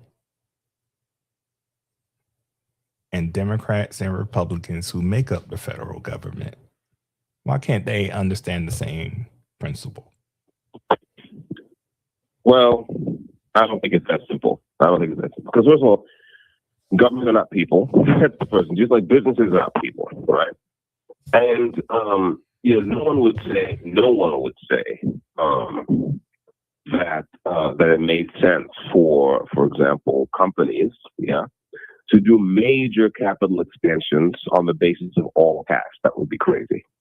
Right? I mean, even think about the way companies expand. When a company that makes X or Y, Z wants to build a new factory, right? Or build new facilities. Very expensive, right? Okay. They may have that amount of ready cash to just actually pay for the construction and outfitting of that new factory, but they're not going to pay that cash. What they're going to do is they're going to use collateral, they're going to put together a deal, put together some financing, and they're going to go into debt, and they'll service that debt over time. Right. Now, the reason that's good debt is because it left your liquidity untouched. You still have ready cash in bank to deal with emergencies, and because you're bulking up your revenue stream, right? More money is going to come in because you're, let's say, more or less doubling your manufacturing capacity, right? And so you can service the debt, and your profits will go up, and everything will be fine, right? So, there's good debt and there's bad debt. And there's a kind of debt that big, institutions go. There's institutional debt and there's personal debt, right? So you can't quite do the same thing. You can't make the same argument about personal debt, right? Necessarily. Although sometimes people say, well, listen, if let's say I'm a small business owner, or I'm doing this or that on the side, and I'm going to buy a second, I don't know, whatever, some kind of tool for your machine shop, or some kind of, a second lawnmower because you're doing landscaping, what have you, because that'll let me do this and that and the third. You may go into debt, right? You may put that on your credit card, what have you, to leave your ready cash alone because you understand that that's going to enhance your revenue, enhance your ability to pull in revenue, and you can still service the debt because you have an existing revenue stream. The problem, the number one problem governments have, right, is that they can't run out of money per se, right? They can print money and they can tax people. And that's where the difference kind of comes into play. It's not that it's not about understanding what debt is or what have you. It's the fact that governments have get out of jail free cards that we don't have. They can tax the citizens and they can print money, which usually results in another kind of tax called inflation, right? It's been said that inflation is a tax no one votes for, right? But everyone pays. So that's one thing. Of course, the other thing is that, you can look at a lot of things that government has spent money on and say, well, that was a bad idea. But there's, I think, a lot of this is kind of like an iceberg. Like most of it is not really visible. So, for example, pensions, right? Think of how many people work. Never mind the Social Security numbers and how much is in the slush fund or what have you, the lockbox, so to speak. But just the number of people who work in the government, right? Who work in Social Security, who work in the Department of Defense, who work, right? All those people have to be paid every year, and they have to be paid when they retire, right? That's an enormous expenditure, right? Entitlements are an enormous expenditure. Defense is slightly less enormous, and then of course there's the black books, supplementary appropriations, so on and so forth. So it's a big number. I don't like the number. No one really likes the number. Our economy has to grow. I think that the only way out of this debt hole is to grow the economy. We are not going to. I mean, of course, we should go out to waste from the abuse of government. That's the thing. Of course, we should try to shrink government agencies to the extent we can, but we can't kind of conserve our way out of this debt hole. This $40 trillion. We have to grow the economy, right? And I think to me, that's where the rubber meets the road as far as President Trump's attempts to reshore industry and what have you, and to fast track refined hydrocarbons, to fast track nuclear. Okay. Because if, for example, you make energy vast and less expensive on the U.S. continent, right? Then all of a sudden, industry starts to gain all kinds of profits, and they're real profits, right? The biggest line item expense for an aluminum smelting plant, for example, is energy, electricity, They use smelt aluminum using these huge things called arc furnaces, which use enormous amounts of electricity. Okay, if electricity becomes 1/3 cheaper, then immediately on that company's books, they're going to show a nice 1/3 bump, right? And that's real profit. Okay, we can grow our way out of this. That's what we have to. We have to be committed to growth. And right now we have, we're fighting a kind of political battle with another party that is anti-growth, right? That thinks the key is getting smaller. Now, I don't say that you have to be growing all the time. I don't believe that either. I don't believe in growth at any cost. But what I'm saying is we're not going to have on this thing here, and the answer has to be economic growth. There's plenty of room for our economy to grow, right? Because there's an enormous amount of creativity, right, and energy and ability everywhere in this country, right, from the rural areas to the big cities. And the problem is we have to get the government to move off the necks of the people who live in these places and set the conditions for them to turn their skill sets and their assets into business and into prosperity. And that's it. Well said, sir. So let's get into what everybody has tuned in tonight for, which is the SAVE Act. For those who don't know what the SAVE Act is, it is a bill that is currently being debated in the halls of Congress. It was passed by the House. We're waiting on the Senate to actually do their job and vote for it. I believe it's been passed by the House multiple times. Yeah, if I'm not mistaken. It has. Right? Yeah, it has. And they're waiting on the Senate to do their job now. President Trump has expressed that he wants this bill on his desk before Election Day, this upcoming November. This is to ensure the integrity when it comes to voting. SAVE Act will require people to show ID when they show up to vote. It will require people to be an American citizen before you can be registered to vote. It require other things. Let's get a brief rundown of what the SAVE Act is. Give me 1 second, everybody. This page.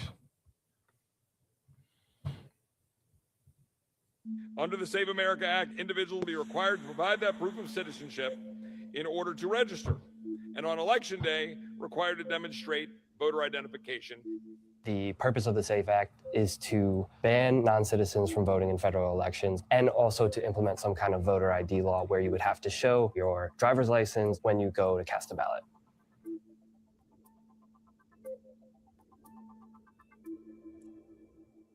So, my name is Justin Papp. I cover politics for CNBC.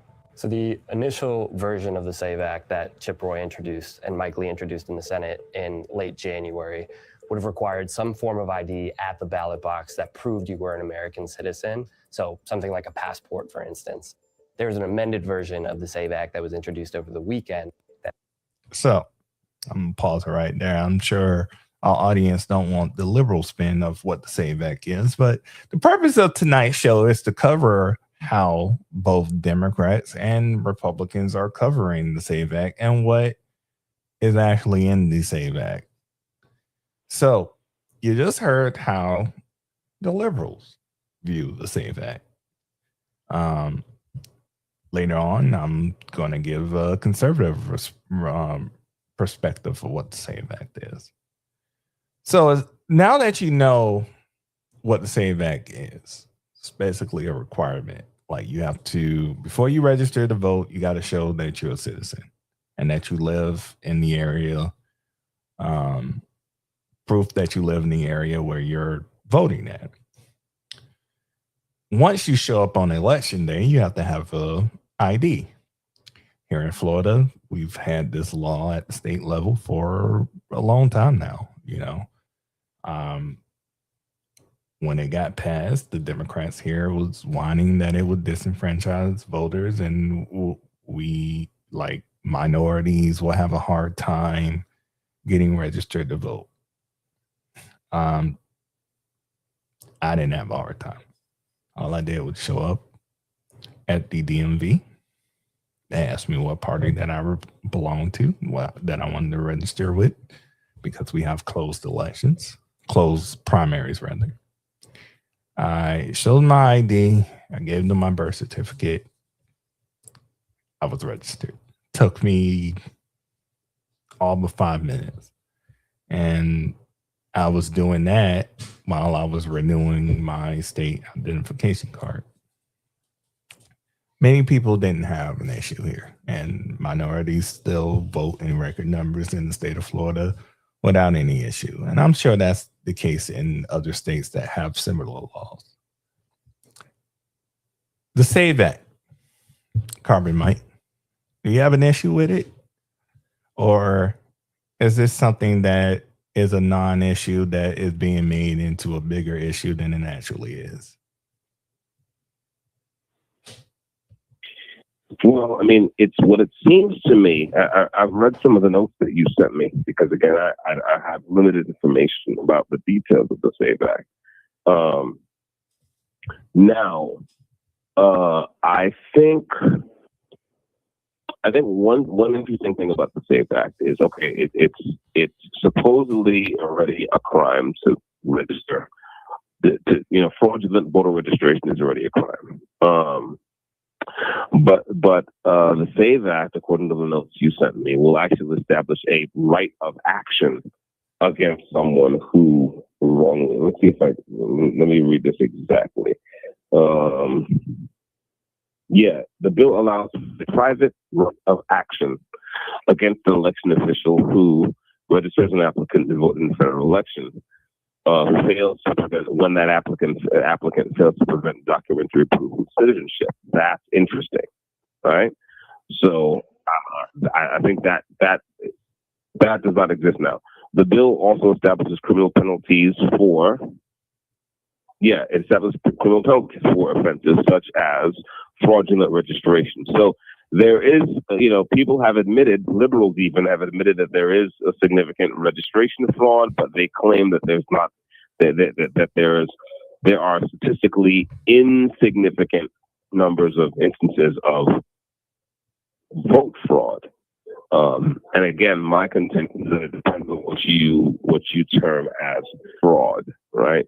If you're talking about someone presenting legitimate documents to vote in an election where they have no business voting, then that may not be fraud, but it's a problem, right? Are you a citizen is a separate question from did you misrepresent something, right? So there we go. All right, I got another clip queued up. Get your reaction on the other side of it. Okay.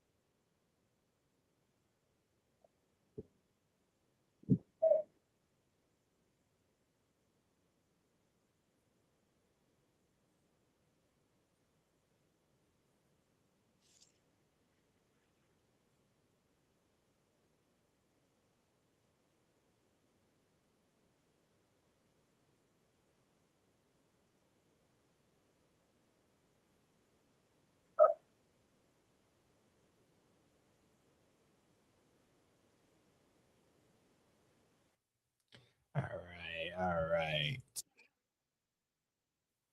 That was a collection of both Democrats and Republicans speaking about the SAVE Act in the Senate. You heard John Kennedy there, who is like one of my favorite senators. He's funny to me. But you also heard Rick Scott, Dick Durbin, and various others speaking of why the SAVE Act hasn't passed the Senate. Many Republicans believe that there's nothing in there that they can pass or of that sort. So I don't understand it. What sense do you make of it, Carmen? Well, look, I mean, if a senator, here's one thing I do believe is, regardless of his party, right? If a senator really believes that he can't vote for a bill in good conscience, then he shouldn't vote for it, right? So that's the thing. Now, again, might there be some details in this act that are a huge problem, and that I myself, if I were in that position, would say no, I can't vote for this? Maybe. I haven't seen any so far, but it may be the case. I heard in the clip you played, I heard someone say this doesn't deal with the issue of absentee ballots, and what I would say to that is, let's assume it doesn't. Let's assume that's true. Is it necessary for the SAVE Act to deal comprehensively with absentee ballots, or can we secure? Can we begin to put up some firewalls, right, to better secure American elections, without having all the firewalls in place, or all the firewalls go up at the same time, right? That would be a question that I have. Like, okay, let's say that with absentee ballots, is that all right? Can we pass what we can pass now and then work on that after the fact? Maybe, I don't know. So that's what I would say. It does seem to me that anytime. Yeah, it does seem to me that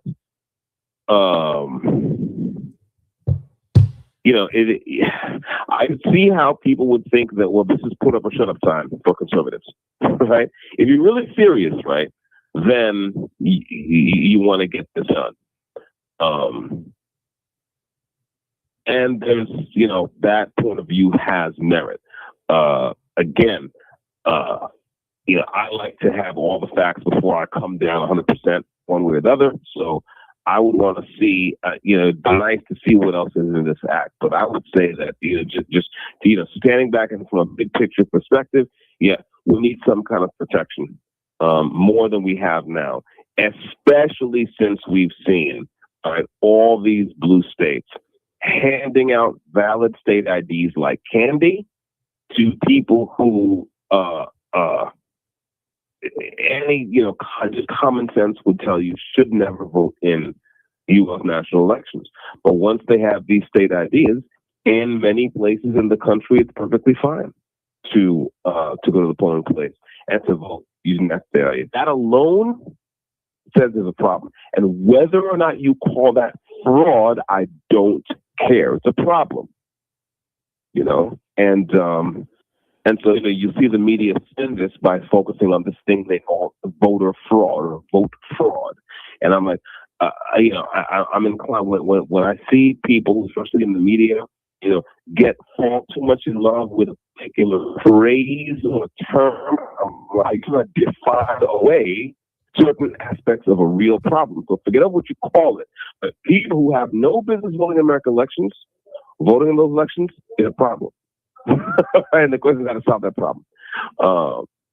And so that's my take. That's my take. And, again, it may be that, a certain number of Republican senators just can't see their way clear. Their conscience is bothering them. I don't know what it is. But it's an issue, and it's on John Thune because, of course, he's the Senate leader. So I want to play you another clip from our good buddy. Nah, I ain't gonna. Let me stop saying that. Let me play a clip from Adam Schiff. To the Senate floor right now, senators are currently filibustering. They're debating the Save America Act. That bill is touted by some as common sense, but others say it's a way to disenfranchise voters. The bill would require Americans to show proof of citizenship to register to vote. That would come in the form of either a passport or birth certificate, but it has to be in person. It would require voters to show that photo ID to cast ballots as well, including by mail. And it would empower DHS to flag suspected non-citizens to states for disqualification from voter rolls. Senate Democrats say they are not going to let this bill pass. No matter how late we have to stay up, no matter how many days, weeks, weekends, months, we have to be on the floor of the Senate. We will not let this evil legislation pass. Because the House sent the bill as a message, the Senate was able to begin debate with a simple majority vote. That could continue for days, into the night, and potentially through the weekend. President Trump says the Save America Act would, quote, guarantee the midterms, unquote, for Republicans. It's not politics. It's really good for it. So good for our nation. I mean, who would not have voter ID? Who would not have proof of citizenship? And the only people who would want not to have that are people that want to cheat. It's very, very simple. We can't let that happen. Before the Senate, the following message from the House. The legislation needs 60 votes to proceed to passage. To the Senate floor. All right, so that wasn't Adam Schiff. That was actually Chuck Schumer. My apologies for the confusion.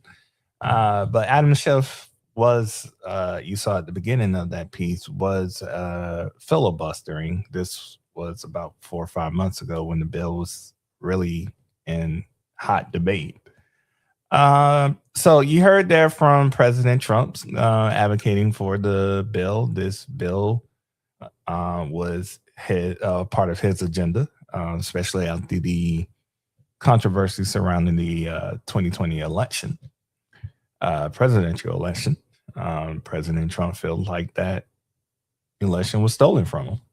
And ever since then, he has advocated for our elections to have voter ID and proof of citizenship. So you heard Chuck Schumer say that this bill is an evil act. Last week episode, he said it's the new Jim Crow. My question to you, Carbon, is why aren't the Republicans, you heard in the last clip, and I apologize if the audio was a little distorted, everyone, on the last clip. I'll play it again during the break. But you heard the Republicans have a crisis of conscience when it came to the bill, but the Democrats have no crisis of conscience when it comes to the bill. They hate it. They think it's the new Jim Crow. They think it's an evil act. What are your thoughts? Yeah, so I mean, listen, I think Democrats are particularly panicked about this election and maybe the next one. Not according to Pete Buttigieg. So, well, yeah, but we're not talking about booties now. We're talking about politics. So let's put different things in different. Okay, when it's time to judge booties, then we'll talk to the booty judge. Okay, look, I can see as when other clips are playing, I heard that, for example, it would give the DHS the right to flag entries in the voter rolls for removal. Right now, I could see that being a problem no matter which party is in power. Right? Well, what do we mean? Like, who's getting flagged and for what reasons? And is that subject to some kind of review? That's a legitimate question about what's in the SAVE Act, right? That I would have as a conservative. But again, you're just falling back to the basics of what it's trying to accomplish. Yeah, I know why the Democrats don't like it. I know the Democrats don't like it. I think I think it's just true that we discussed this last week. Republicans don't have the fire in the belly. A lot of them are used to governing in places where it's safe for Republicans and they can just kind of go along with the status quo and it'll be fine, right? And really, until very recently, we didn't have the kind of the political war in America.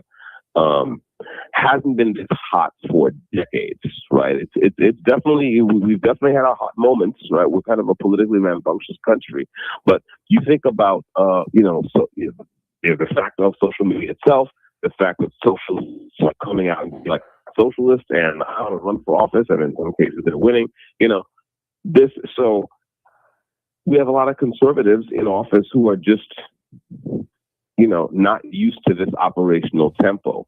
So they may not feel the same sense of urgency that the rest of us feel looking at this stuff. That may be one reason why they seem to lack fire in the belly. To me, if conservatives have good faith problems with some provisions in the bill, they should stand up and say, I have good faith problems with this, but I think this can be fixed, or I think this can be done in an amendment, or what have you, and kind of make something happen. But again, they seem to be wishy-washy, floppy on this bill, whereas the Democrats who stand up and speak seem to be all on point. And again, I can understand why Democrats don't like this, because a lot of their avenues for cheating and for moving dark money around and so on and so forth, a lot of those have been cut off in the last year and change. Right? Very tough immigration enforcement actions, fraud cases being brought, nonprofits being shut down, the money trails being intercepted and cut off, right? This is, like Trump went to war and he flipped quite a few tables. So this is why this is an additional issue for Democrats.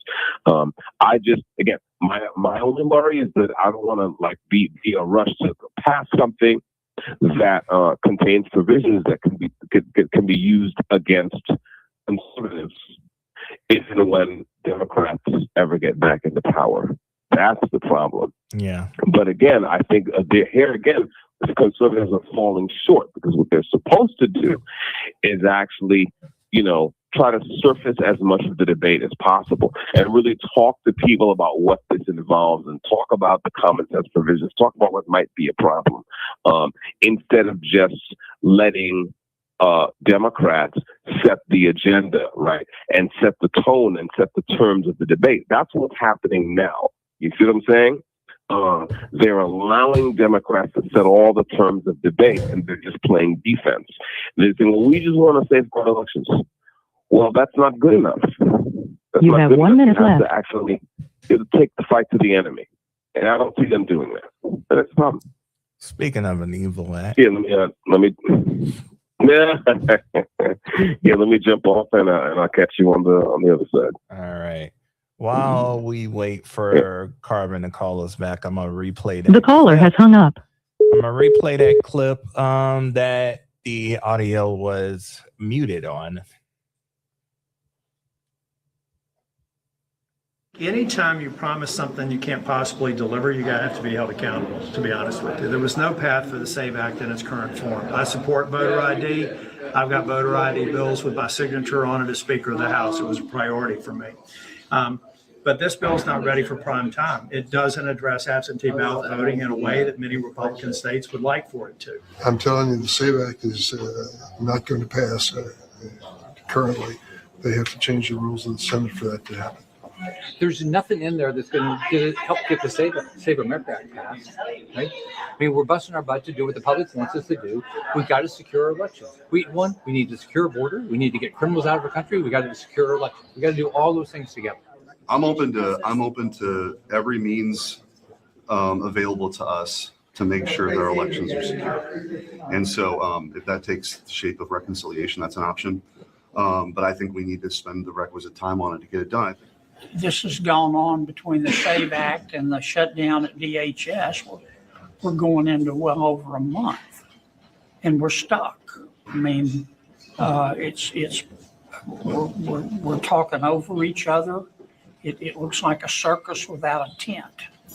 It looks like the Hindenburg ran into the Titanic. I mean, we're not making progress here. All right. Again, I apologize earlier. The audio was muted on my computer screen, and I didn't realize it because I could have sworn that I unmuted it. But it happens. This is live streaming. If it was a recorded podcast, I would have been able to just edit that out, and you wouldn't have seen my mistake. But you heard it yourself. Do you think the Republicans are being too cautious, or do you think they are doing the right thing by waiting so they can get this right? We're going to get Carbon's reaction on it. You may start the conversation now. Welcome back, Carbon Mike. So, yes, sir. You got the Democrats who are saying that this is an evil act and that they don't want it. They don't ever want it. And then you got the Republicans who are being cautious.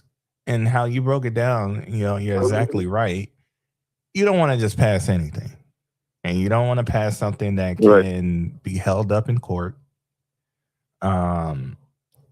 which will defeat the purpose of passing it. Or used against you. Yeah. Right. Or have it used against you. So, they're doing the right thing, in my opinion. They're doing the right thing, in my opinion. So, why is this important? They're just not. Why is this Why is it important? That question. I'm sorry to cut you off. I mean, that question is so important. You just said, why is this so important? But you see, that's the thing. Republicans are not getting out there and really talking to Americans in real terms about why this is important.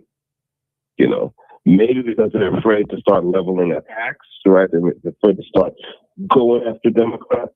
They're afraid to muddy the waters ahead of the midterms. I don't know. But what I'm saying is that's what they need to do. Why is this important? Well, because so and so and so. This is what's been happening. Everyone knows. You know what I'm saying? And you can tell a real story about how. Look, if you live in Chicago, you know there's been people who've been showing up, not from the U.S. And you know they've been getting mad stuff from the government, including IDs that they could possibly use to vote. Right? I mean, that's what you say. You say, come on, like, for example, Carl, our friend Queen, she and her husband happen to have a logistics company because he's a long-haul trucker, right?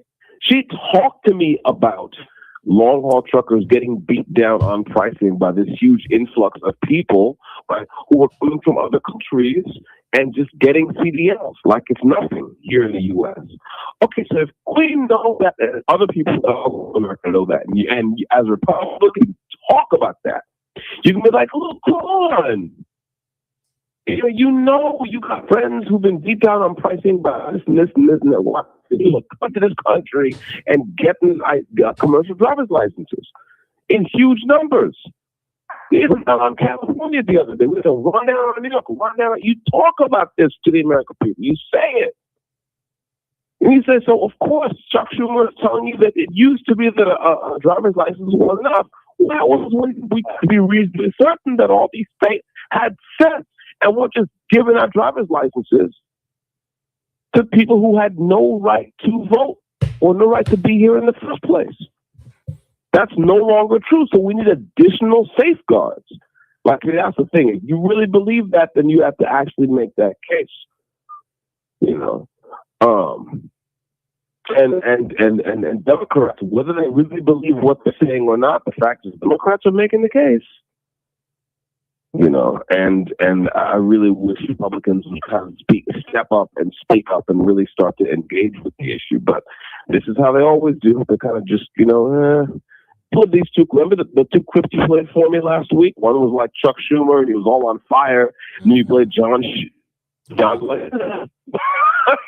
Yeah. He's more like, it's important. Like, it was kind of like, it was like a dry, to him, it was like a dry procedural thing. And to Chuck Schumer, it was like an evangelical thing. It was like a right. It was like we have Fire and saving brimstone. America, but fire and brimstone. Okay, so you got to pick up some of that energy, you know. That's that. In my opinion, I agree with what you're saying there, because there needs to be more energy behind explaining why this is so important to the American people. So That's correct. I want to play another clip from a Democrat who is criticizing the bill. Okay.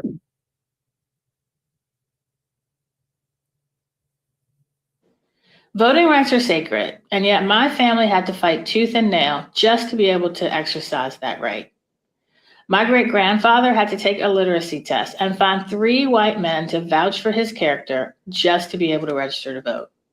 My grandfather and father in Tennessee had to pay poll taxes, and my dad kept his poll tax receipt in his Bible, the same Bible that I took my oath of office when I became the first Black woman elected to Congress from Virginia. But my mother, my grandmothers, my great-grandmothers, they didn't get to vote until Congress passed the Voting Rights Act of 1965, which outlawed the kind of voter suppression tactics that we saw throughout the South. Yet we saw the Supreme Court gut the Voting Rights Act in 2013 in the Shelby versus Holder decision.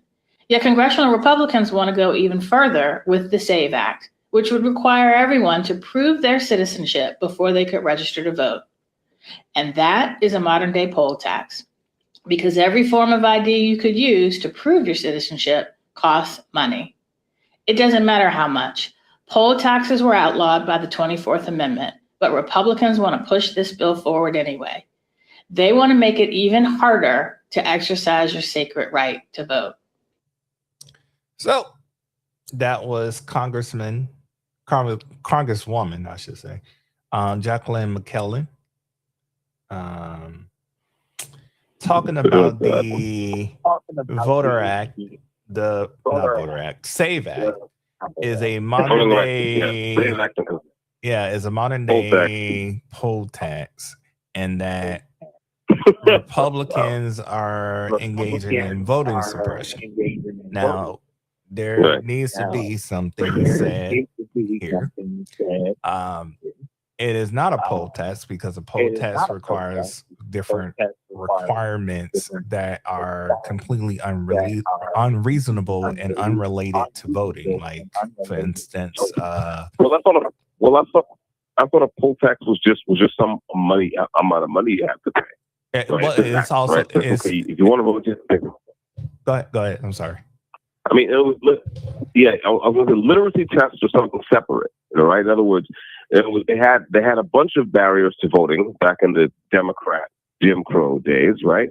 They had poll taxes, they had literacy tests, they had all kinds of like just arbitrary lists of questions you had to answer, what have you. But a poll tax just tax. Like, you pay this money, so okay. So here's the thing: like I'm pretty sure this is not a poll tax because if you don't have a passport, it's going to cost you money to get a passport. Does not mean you're not taxed at the polls for exercising the right to vote. You simply have to, if you have the documents you need, then you're good to go. If you don't, then you have to go somewhere else and get those documents. So, and by the way, this is a known tactic with Democrats, right? It's like now she's hearkening back to the days of Jim Crow, talking about how her grandfather had to do this, now third, what have you. Again, Republicans don't have that energy, don't have that fire, and are not willing to lean into this when Democrats bring it up. Because, of course, if I were a Republican politician and I heard her say this, I would say, well, Mrs. So-and-so is a Democrat and she's talking about voter suppression. Well, given the party she's a part of, she would know. Because who the hell was doing this stuff back in the Jim Crow era? So, yes, she would know. Right? But here's the other thing. That's not the only way to, telling someone that they can't go to polls, having the armed wing of the Democratic Party run across on your lawn is not the only way to suppress a vote. You can also suppress a vote by diluting it. with people who do not have the right to vote in that election but are showing up nonetheless and getting legitimate ID from your government. Does this sound familiar to you? Chicagoans, New Yorkers, California. I mean, I would just go down the, you see what I'm saying? Mm-hmm. Get into attack mode and fucking attack. What's the matter with you? You see what I'm saying? But again, Republicans don't know how to get down and kind of engage in this kind of political combat. Maybe it's because they fail to understand the gravity of what's at stake. Maybe they just don't have that gear. I don't know what it is, but it's a problem. Yeah, I'm gonna play another clip. Problem. I'm gonna play another clip from a Democrat who is fired up talking about it. And what's funny is that whenever I look for clips of Republicans being fired up about it, the only person that I can find is Trump. So let's play this clip from Mr. Representative Ted Lieu. I believe he's out of California. I'm not opposed to voter ID requirements for voting. I'm opposed to stupid voter ID requirements. And the SAVE Act is insane because you know what it does? It's going to say for most people, your driver's license doesn't count for you to be able to vote. So how do you prove you're a citizen? Well, hope you have a passport. If you don't have a passport, you got to go try to find your birth certificate. But if your birth certificate's name doesn't match because you're a woman and married and name change, guess what? Doesn't count. So all these people, women and people who don't have passports, are going to get disenfranchised immediately. And that's why I agree with Senator Lisa Murkowski, who was a no on the SAVE Act, because she says it's going to hurt her own constituents. You have all these people who can't vote because they can't prove they're a citizen. And it's not that easy to prove you're a citizen because, again, in most places, your driver's license will not work and you can't use a student ID. There's all sorts of IDs that people cannot use. And then what exactly is a problem that they're trying to solve? If the problem is undocumented immigrants voting in elections, that is an infinitesimal problem. Just go and research on the internet. It is so small. And why is that? Because undocumented immigrants want nothing to do with the government. Because again, to vote, not only do you have to vote, you have to first register. How many undocumented immigrants and go, yes, I'm going to give all my information to the government that's trying to maybe deport me? No way. Undocumented immigrants just aren't going to register to vote. And if you don't register to vote, you're just not going to be able to vote because it won't match the registration roll. So this is a problem that doesn't even exist. As I just want people to understand that. It's a problem that doesn't even exist, and it's going to disenfranchise so many people. And by the way, the top 10 states with people without passports, all red states. I'm not opposed to. All right. That was Representative Ted Lieu or Lieu. I'm sorry. Ted Lieu. Yeah. Yeah. So you heard him explain why the voter.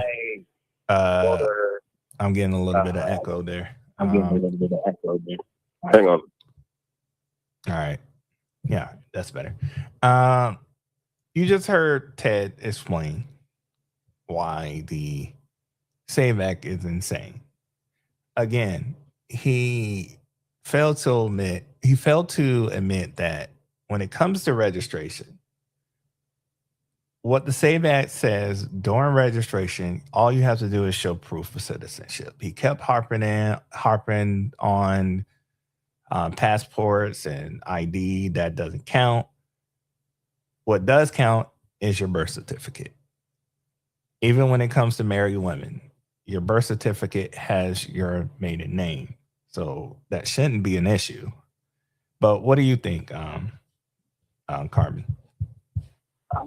Well, I mean, look, he talks about, I mean, look, here's another thing that conservatives can lean into. Will this create more friction in some cases? Sometimes, yes. We have to be honest about this. We can't hand wave away the fact that this is just like, look, I got my first job at a tech startup in 94 when the web was just starting to be a thing. The internet was much more open, right? Mm-hmm. The internet was much more open. There wasn't, right? Computer viruses existed, but there was nowhere near the amount of malicious activity that you see now because the internet was much smaller and the web was much smaller. And there was much less consequential stuff going on, such as commerce. Okay. With the addition of security, like the security measures, right, added friction to certain things. That's what it is. Right? So let's be honest. This adds friction. Well, why is that important? Why is it a worthwhile trade-off? That's the question. And again, if I were a Republican going against Ted Lieu, I would say yes. I would actually start with that clip and I'd say, okay, Ted Lieu makes a very good point. At one point, driver's licenses were sufficient. And then I would say also at one point, the state of Ted's own state of California knew better than to hand out commercial driver's licenses to people who couldn't speak the language. Oh, it's California did on multiple occasions. Right. That's what I'm saying. Like, you go after, it's like, oh, yeah, sure. Right. This is a California representative talking to me about documentation? What? That's crazy. That's crazy. I mean, good on these people. Okay? That's what you have to do. Okay, and then explain, like, yes, this can cause some friction, but the whole thing is, yes, driver's licenses can't be used because we don't know who is issuing these things to. And then, again, you see, you have to pause what these people say because he says undocumented immigrants, and he's right. But it's not just undocumented people we have to worry about. We have to worry about people who are on a visa that has expired. They're not undocumented documents. The documents are no longer valid, or they're documented, and being documented, they still shouldn't vote. What are you talking about? Start from first principles. Well, who is it should or should not vote in American elections? Undocumented people, that's one. Okay, who else? Who else? You see, because these people, these Democrats think they're slick, right? And again, if it's clear that a lot of what they say is about how to define the problem away. That, well, technically, like, there's registration fraud, but there's no vote fraud, and there's this, and there's that, and there's undocumented. Listen. Okay, are people coming here who should not be here, or who should be here but should not vote in U.S. elections and are voting? That is our concern.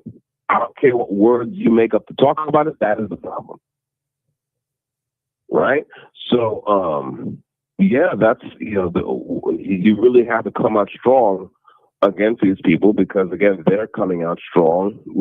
They're fighting their corner. Well, they should. It's their job to try to beat us. It's their job to try to beat them. It seems like the Democrat. Hold on, we got an echo.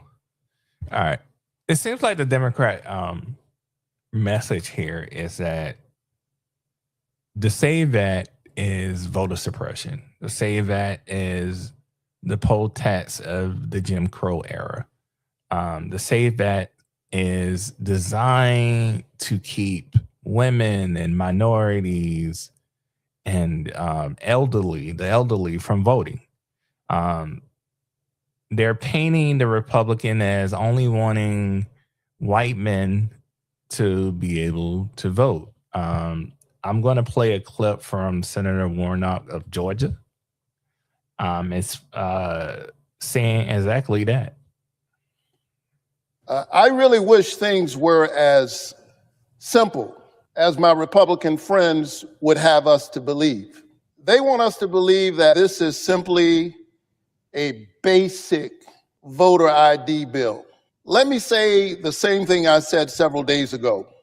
I believe that you should have to prove that you are who you say you are before you vote. But this is not a voter ID bill. This is a voter suppression bill. They really ought to call it what it actually is. They ought to rename this bill, Your Driver's License is Not Enough to Register Bill. Not only is your driver's license not good enough in most states, except those states where your citizenship is a part of your driver identification. That's literally a handful of states. You will not be able to register to vote using your driver's license. You will not be able to register to vote using your student ID. You will not be able to register to vote using your military ID. Let's be very clear. The Republicans know that their policies are failing. I really wish. All right. So again, you heard the Democrat explain what the SAVE Act is from their point of view. Now, what's funny is that they keep not explaining that all it takes is your birth certificate. That really is. It's not very hard to get a birth certificate. It's not very hard to get because they don't want because they don't want. I mean, here's I would say this. I don't know how hard it is to get a birth certificate. Probably depends on what state you live in. That's what I would say. Right, okay. What state and city you live in. Fair. Because, for example, I would I'm a New Yorker. I went to a New York agency, like it's the New York Public Health Department. That's where the birth certificates are kind of registered. That's where I had to go. Okay, someone who lives in a different state, they may have a different process. So I don't know. So we have to be honest. Yes, you know something? When we put up security fences, when we secure the things that mean things. So see again, these Republicans not picking up the fight. And what do you say? Say, listen, you have a house. The easiest thing to do is to just leave all the doors open. And when you come home at night, you don't have to fumble for your keys. You just walk in the door. Okay. There's an obvious problem with that. So what do? We lock our doors. And the moment we lock our doors, what have we done? We've created a friction. Now you have to take your keys with you, right? Now to get into your front door, you have to take a key and, unlock the door. That friction. It takes longer, obviously, to go through a locked door using a key than to just open an unlocked door and walk in. Why are we willing to make that trade-off? It should be obvious because that's our home. And that's why we're willing to make this trade-off. Now, you see the difference? You see the difference between that and, well, I support the SAVE Act because, yes, Jesus Christ. You know what I'm saying? It's disgusting. It's like Republicans get a sign, get a flashlight, reach down, find them, grab your balls, and let's go. I'm gonna see if I can find a clip of Trump explaining why we need the SAVE Act and show you his fire and his sense of urgency. Just give me a second here. But I hold on, still getting the you getting why not? No, I'm still getting the what you call it. Oh, I'm gonna mute myself. Yeah, like when it comes to Trump has been pushing this for like 2 years now, and it's ever since he got reelected. He's been pushing the SAVE Act, and his fire burns very intensely and very bright. So let me play this clip of Trump talking about the SAVE Act and why Republicans who are against it should not be in the party. The Senate is debating the Save America Act, the bill President Trump has urged Republicans in Congress to pass. The legislation would require proof of citizenship to register to vote along with photo ID to cast a ballot. A reminder, the president has threatened to not sign any further bills until this one is passed, unless it's legislation to end the partial shutdown. He took to social media earlier today saying he will not endorse anyone who votes against it. Senate Majority Leader John Thune has been clear in recent weeks Republicans don't have votes to maneuver around the Senate's 60-vote filibuster threshold. Experts say the proposal would have implications for millions of Americans who don't have access to things like a passport or birth certificate or who have changed their names. Let's bring in CBS News congressional reporter Torian Small. Torian, break down the state of play on the Hill. Where do things stand? Yeah, I do want to mention what you brought up there about Donald Trump's Truth Social post. He said any Republican who's against either voting for the SAVE Act or supporting a talking filibuster is a Republican he doesn't want to see in his party, essentially.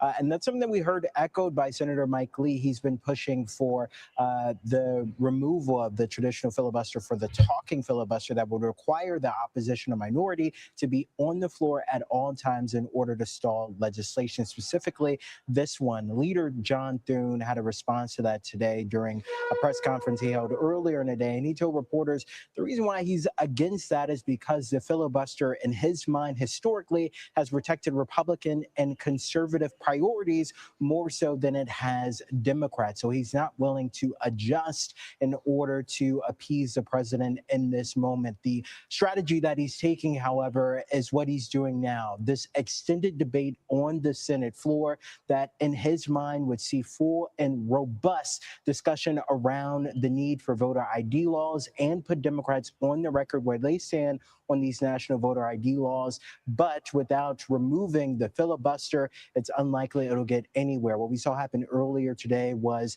a cloture vote, which is pretty much procedural to advance the bill. But again, without changing of the Senate rules, it's unlikely that it'll get anywhere, and it essentially die, as Democrats are saying. It's most likely going to happen, Lindsay. All right. You heard it there. This was from a few hang on a months ago. second. Hang on a second. I thought we were going to listen to Donald Trump saying.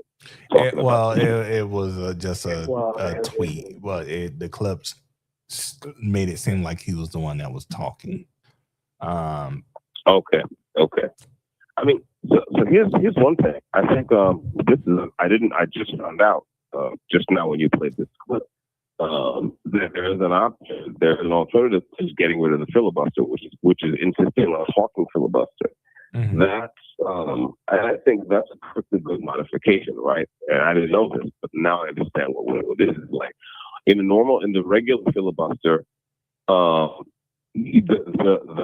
Senate who is filibustering a bill does not have to be present at all times. Right? He doesn't have to be present and speaking at all times, right? On filibuster, they actually have to filibuster, right? They actually have to speak, right? The ancient tradition to say, right? That's what they used to have to filibuster a bill. Nothing's reasonable. Like if you want to hold up a bill, no problem, get up and speak. Yeah. Right. But be there and actually be doing the thing.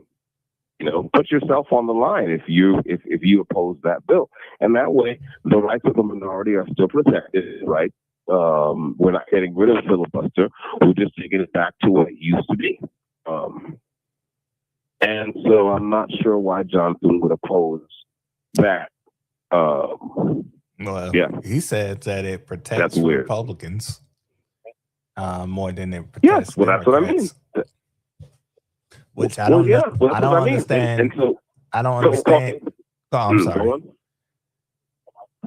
Well, I was saying that I don't understand, like, if it protects, how you explained it, when it comes to, speaking, you need to be there to speak. You can't just say I'm filibustering this bill and not do what the rules say you need to do in order to filibuster. And if he's saying like, hey, if you're saying, hey, we need to bring that back, and he's saying, no, we don't need to bring that back because it actually protects Republicans, it just sounds like that the Republicans are being lazy, because if there's ever a time when they need to filibuster a bill that the Democrats are putting forward, they don't want to be there to speak. Right, exactly. In other words, I do support the filibuster as such, but yes, let it be a talking one. Do the actual thing. Do the work. Do the actual thing that the original filibuster specified, which is you're supposed to sit down by getting up and speaking. Go ahead. All right. But the idea, I mean, hell, didn't what they say is either Cory Booker? Yeah, I think it was Cory Booker. It was Cory Booker. Spartacus. Didn't he deliver some? Right, exactly. Deliver some super long speech as part of a filibuster. Okay. All right. God bless him. Okay. I think You have 1 minute left. It was about the dossier that came out. Maybe. I during don't Trump's I first don't term. remember, but I do. I'm not sure. No, this was no, this was second term. I think this was second term. Was it? Damn. I think this was. Yeah, I think so. In any case, well, you can look it up while I'm offline and reconnecting. I'm gonna jump off and get you on the rebound. All right, man. You're listening to the Hidden Path with Carbon The caller Mike, has hung up. aka Desta Taylor. We do this program every Monday at 8 p.m. So if you're enjoying tonight's broadcast, hey, come and hang out with us again next week. We're going to continue our arc on the SAVE Act. Right now, we're just covering the difference between the Republicans and the Democrats and how they view the bill. As you've heard in various clips, multiple Democrats have called this bill Jim Crow, poll tax, voter suppression, you name it. And one thing that Desta brought up that, I didn't think about, it is different requirements to get your birth certificate in various states. Here in Florida, it's not that difficult. I can literally go up with my ID to the Vital Statistics Office. This is what we call anything that you need to get like a birth certificate or anything like that. I just got to show my social security card and my ID, and I can get my birth certificate. They give it right there. It's not hard to get it. You just need those two documentations. And why I say that is, even if you're in a state where it's difficult to get your birth certificate, there are people who can get it. It may take some time. It usually don't take that much money or money at all, but it may take some time. But you have years in between election cycles. Dexter. This is a free call from Dexter Taylor. an incarcerated individual at New York State Department of Corrections and Community Supervision. This call is subject to recording and monitoring. An incarcerated individual's use of institutional telephones constitutes consent, and your call may be provided to law enforcement agencies. To accept this free call, press 1. To refuse this free call, press 2. If you would like to permanently block your number from receiving calls from this facility, press 6.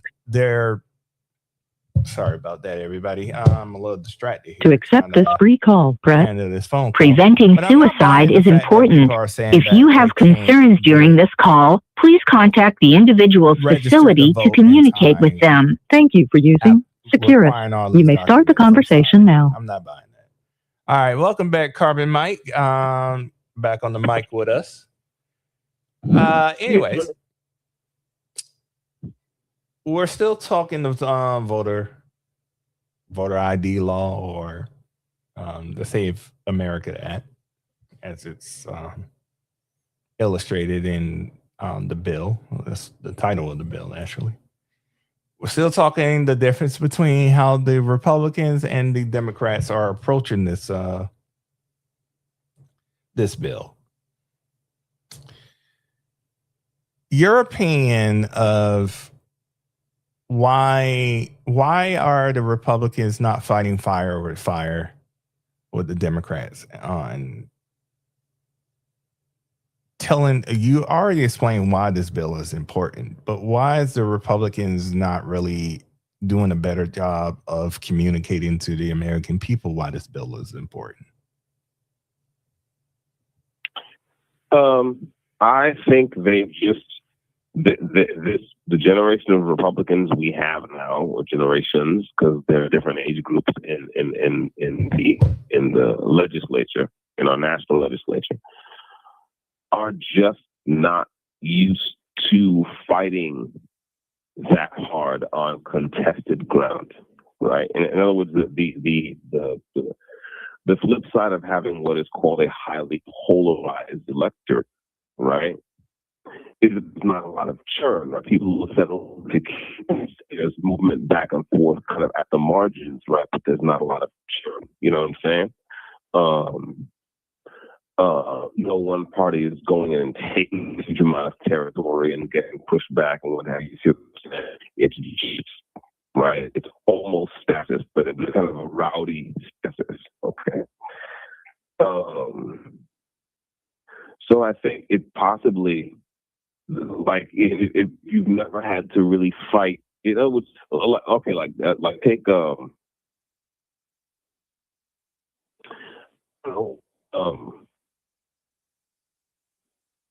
take Senator Kennedy from Louisiana, right? Like, he's great. I love him. No, he's a bad example because he really does. Because he really does take the fight of the enemy. But I don't know, like, it's some of the milquetoast Republican who just is in there and he's not really fighting that hard because he's in the safe seat. It seems to me that they're not used to really fighting for the things they care about. It's just a matter of, okay, we have enough seats. What do we care about? What can we get done? Okay, let's do it, and then let's go. Go for test and do a little fundraising and the same thing. And next time, that seems to be the routine they rolled into, and it works for them, right? So I think that's why, in the same sense that we see. So why are Democrats who are in these safe seats in places like New York, why do they not fight that hard? I mean, they talk a lot. They don't really fight for it. Why do they have to? The seats are quote unquote safe, right? So big deal, Do you think? My question to you: do you think certain Republicans are too afraid of coming off as too extreme, too radical in supporting this bill? I think it's possible. I mean, I think it's possible. But I think also, like, just don't know. That may be part of it. I think part of it is they don't know what to say. These people do not have much political imagination. Think about where most people serving now in the national legislature, right, and especially in the Senate, didn't come up in like the rough and tumble of social media, right? They had, right? Now, of course, they participate in it to some extent, right? Because they have staffers who post things on behalf of the office of Senator so-and-so. But you know what I mean? Like, actually being in the rough and tumble, actually being in a knife fight of ideas. They don't have that experience, right? So when you say, come on, go on attack mode, they don't know what you're talking about.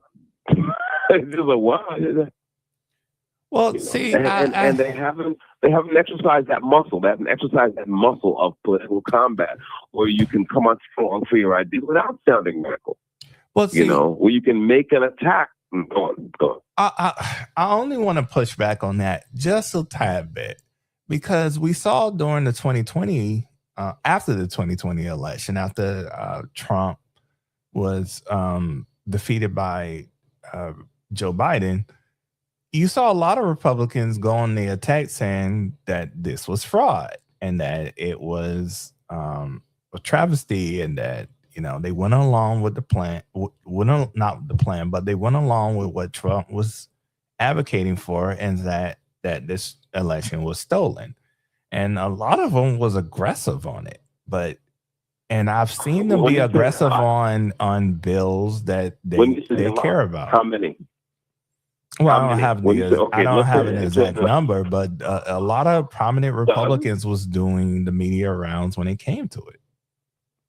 Okay, but I'm talking about the Senate now, right? The Senate is full of old people, right? Was it a bunch of senators doing that, or representatives? It was a few. Senators. It was some not all 50, of course not. There was some prominent senators, mainly House of Representatives, but some prominent senators. So this is important. This is an important distinction, because the fight we're talking about is happening in the Senate. Yeah, it's already passed the House, right? And by definition, look, when was the Senate invented? This was back in the classical era, right? Mm-hmm. This was the Greek assembly, the Roman Senate. Literally, the Senate means the body of old people. That's what that means. Right. Okay. Okay. So it's like, I would argue that most of them, you saw a couple senators maybe come out in favor of thing or come out saying, yeah, this smells funny or what have you. But that's not the same thing as being steeped in political combat, as having those reflexes. They didn't come up like that. They came up in the broadcast news, right? Where it's just very kind of, okay, that's the era they came up in. You're saying that they're more media savvy. Well, no, not savvy. I would say they're just used to a lower tempo and a lower key type of media appearance and media persona, and they haven't honed the attack reflexes that you need. They're not used to knife fighting. That's what I'm saying. And that also, by the way, has to do with the traditions of the Senate, which we have to remember that the Senate does have a more of a tradition of collegiality and calm and kind of low key. That was how the framers designed it. If you go back and read the federal papers, you go back and read the writings of the framers, they wanted the House of Representatives to be more representative, right, of the passions and the enthusiasms of the people. And then the reason why there was another house that had to then take what the House of Representatives passed is because in that house, which is full of people who are more mature, senators, senior, okay, is that was supposed to cool the passions of the people and filter out bad ideas and tamp down what they call enthusiasms, right? And only the best ideas would move on to be signed by the president. And so from its beginning, it was supposed to have this reputation of collegiality and calm and being low-key. Of course, it didn't always live up to that. No institution does. But what I'm saying is that compared to the House of Representatives, that was what the Senate was imagined as in the beginning. And I think very many senators take it seriously, which they should. But at the same time, right, when they come out of the Senate, when they come out of that deliberative body and they're talking to the media, the end result is that they're flat-footed anyway. They can't, right? They can't articulate these things in a way that that really pushes the point. Now you would argue that, well, but Chuck Schumer is a senator. He supposedly knows about that tradition. How come he sounds like he has the fire in the belly? Well, because with him, it's different. As I said, Democrats are panicking about this November. And I said that because they are panicking about this November. And so Chuck Schumer is fighting for his life. Well, right? yeah, of course. Right, exactly. So of course he's going to have the fire. That's what I'm saying. You know. So I think that's a thing. That seems to me to be it. It's like they're just not used. The conservative ones are just not used to it. The Democrats are. That's what it is, and plus this is an especially hot issue. You know. So yeah, I wish they would fight more. I wish they would amp it up just a little bit, and again, they don't have to lose their temper. They can just be more pointed in their remarks. So I'm sorry. So with that being said, what you just explained there, because I think you did a perfect job of explaining the difference between the House and the Senate and their mentalities. With that being said, do you think it's valid for the American conservative to be upset with the approach of Republican senators when it comes to their passion for this bill and communicating? Yeah, I mean, I think conservatives have a reason to take that to heart a little bit. Again, I'd like to know more of the information about what's in this bill. But even, you know, for example, if assuming that it's a halfway decent bill and it's right, the fact that Phil doesn't want to insist on a talking filibuster, I think that is a big deal, right? Because again, as a conservative, I understand not wanting to do with the traditions of the Senate. I get that. Okay, but to me, the talking filibuster is squarely within the traditions of the oldest traditions of the Senate, right? So, I don't see why you wouldn't just impose that requirement. It's like, of course you can filibuster. Of course you can, because again, what's the point of the filibuster? The point of the filibuster is for the minority party to be able to stop or slow things down, right? Very good. Okay, so you can still do all that. No one's contesting that. Just to actually put yourself on the line and do it. That's all. I think that makes perfect sense. So I think conservatives have a right to feel a kind of way. Although I would say again, I'm trying to be very careful about this because it's the kind of geek I am. I'm very particular on what exactly is in this thing and what could be turned against us later on. When the balance of power shifts. So I'm still kind of hesitant to go all in and say yes, I believe in this. But I would say if there are senators who really do believe in this bill, right, then they should fight as if they really do believe in it. That's the thing.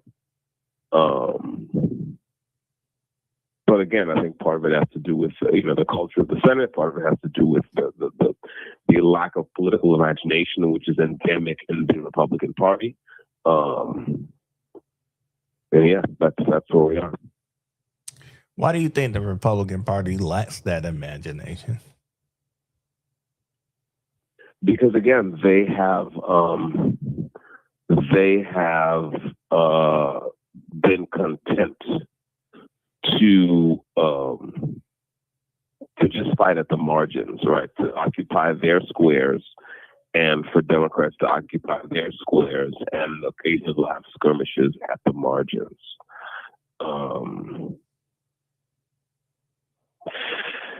Yeah, I just think that they for some reason they seem to. I mean, you can just see in their willingness to, for example, go after voters who are not necessarily in the tent yet, in the conservative tent yet, or the Republican tent yet.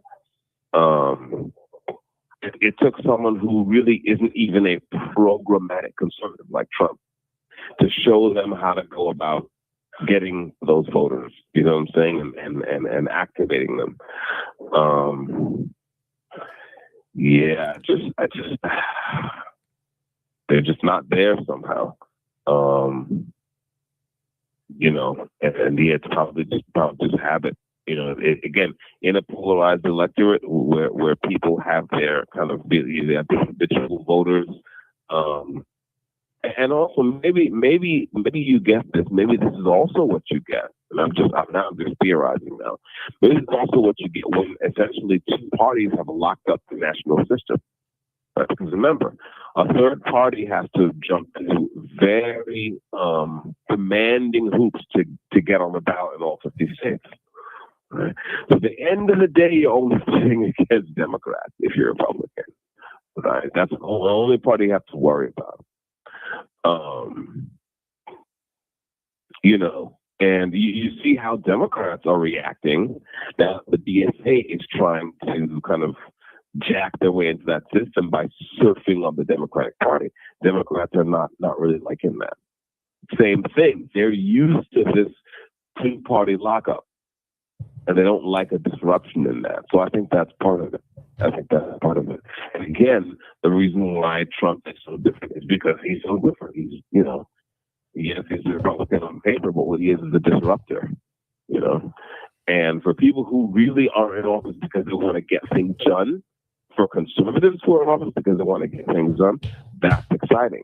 For conservatives who are in office because they just want to kind of, slow roll everything and just kind of, for those people, it's scary. And that's what it is. Wow. Let's see. Still trying to find that the clip of where Trump was fired up about the bill.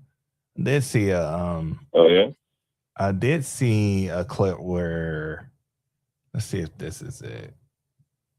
Hold on. On the SAVE Act, Mr. President, voter ID polls very well nationally. Even the majority of Democrat voters want it. Right. So why do you think Senate Democrats are resisting the SAVE Act? And what is your strategy and realistic pathway to getting the SAVE Act passed to ensure free and fair elections for the next generation? It's such a great question. I appreciate it, actually, because it's called the Save America Act. We've changed the name. It's the Save America Act, and the Democrats are against it. I heard one of them say, we will stop the Save America Act. No, we're trying to save America. And it has to do with largely voting. And basically, it's got three very simple points. It's got voter ID, photo ID, but voter ID with a photo, right? It's got the confirmation of U.S. citizenship. You have to be a citizen. So you have a vote, you have an ID. That's about a 99% one. And I think 90% with Democrats. Then you have confirmation U.S. citizenship. That's about a 99% one with Republicans, about 86% with Democrats, except Democrat politicians because they cheat on elections. And then you have no mail-in ballots. And there would be no mail-in ballots, very important. You know, we're the only country in the world that does a system like we do. We're the only country in the world that has mail-in ballots. The way we do this is unbelievable. It guarantees cheating. So it's no mail-in ballots with the exception of disability, illness, military, or if you're traveling, you can get an exemption. You know, if you happen to be out of the country for a good reason, you can have an exemption. So with exceptions, it's no mail-in ballots. And that will assure the security of our crooked elections. We have crooked elections. Yeah. Mr. President, have you fired or disciplined that staffer who posted the video from your account that included the Obamas? No, I haven't. That was a... All right. So I don't want to get into the other thing that the reporter just asked because it's irrelevant to what we were talking about today. But you heard Trump explaining to the American people the Save America Act. Do you think he did a good job of explaining it? Well, yeah. I mean, right away, you see the difference. Right away, you see the difference, right? He's, you know, and of course he does it in his own way, right? He's the Trumpian way. It's like he's taking shots and they're casual shots. He's going back to the thing, and it's like, listen, you got three things. You got this, you got this, you got this, and it's important because these guys are crooked. And okay, so like he understands how to actually talk about the thing in a way that's engaging, right? In a way that gets the point home, right? And I would argue that what he said is important to let people within the tent, in the base, know why this is important, and that's good, and that's important. I think there's a separate thing, there's a kind of a separate kind of attack that you have to make to persuade people who are maybe outside the base, right? And that's, you know, and someone like Trump certainly could make attack, but it doesn't have to be. It doesn't have to be him. It could be just anyone who's willing to lean in on what I talked about before. You know, on the thing of, well, yes, you know, you're right. You are a black person living in the South. You feel a way about voter suppression. And what I'm here to tell you is that there's more than one way to suppress a vote. The night riders suppress the black vote. Sanctuary cities also suppress the black vote because they dilute the black vote, which in effect is the same thing. Right? And like lean into that. Right? So that's a separate question. As far as his willingness to kind of get in the arena and throw a punch, yeah, I mean, all day. It's not even a question. He's got no problem with stepping up and throwing punches. And it's a win. You know, separate from, again, what are the merits of this act or all are cracked up to be? Again, I mean, I know we need some kind of firewall. I haven't read the whole thing, so that's the only reason why I'm being hesitant. But assuming it's a good idea, that kind of Trumpian energy is what you want to find. That's just a fact. So you got Trump, who is a old guy. Like I think he's 79 or 80, if I'm not mistaken. No, I think he's 79, turned 79. Who does a better job of explaining the SAVE Act, taking the shots, as you said, but explaining the SAVE Act to the American people and why it's important, and that he's trying to save America and protect the integrity of our federal elections in each and every state. And why is it Republicans in the Senate following his lead? Maybe they don't have to take the shots that he takes at Democrats, but they could at least follow his lead on how to explain it in a very passionate way, instead of saying, hey, we just can't do this. Like, we understand you can't do it per se. However, you can explain to the American people to cut through the propaganda that the Democrats are leveling about the Save America Act. You can explain to the American people, hey, this is what it is, this is why it's important, and go from there. Would you agree or disagree?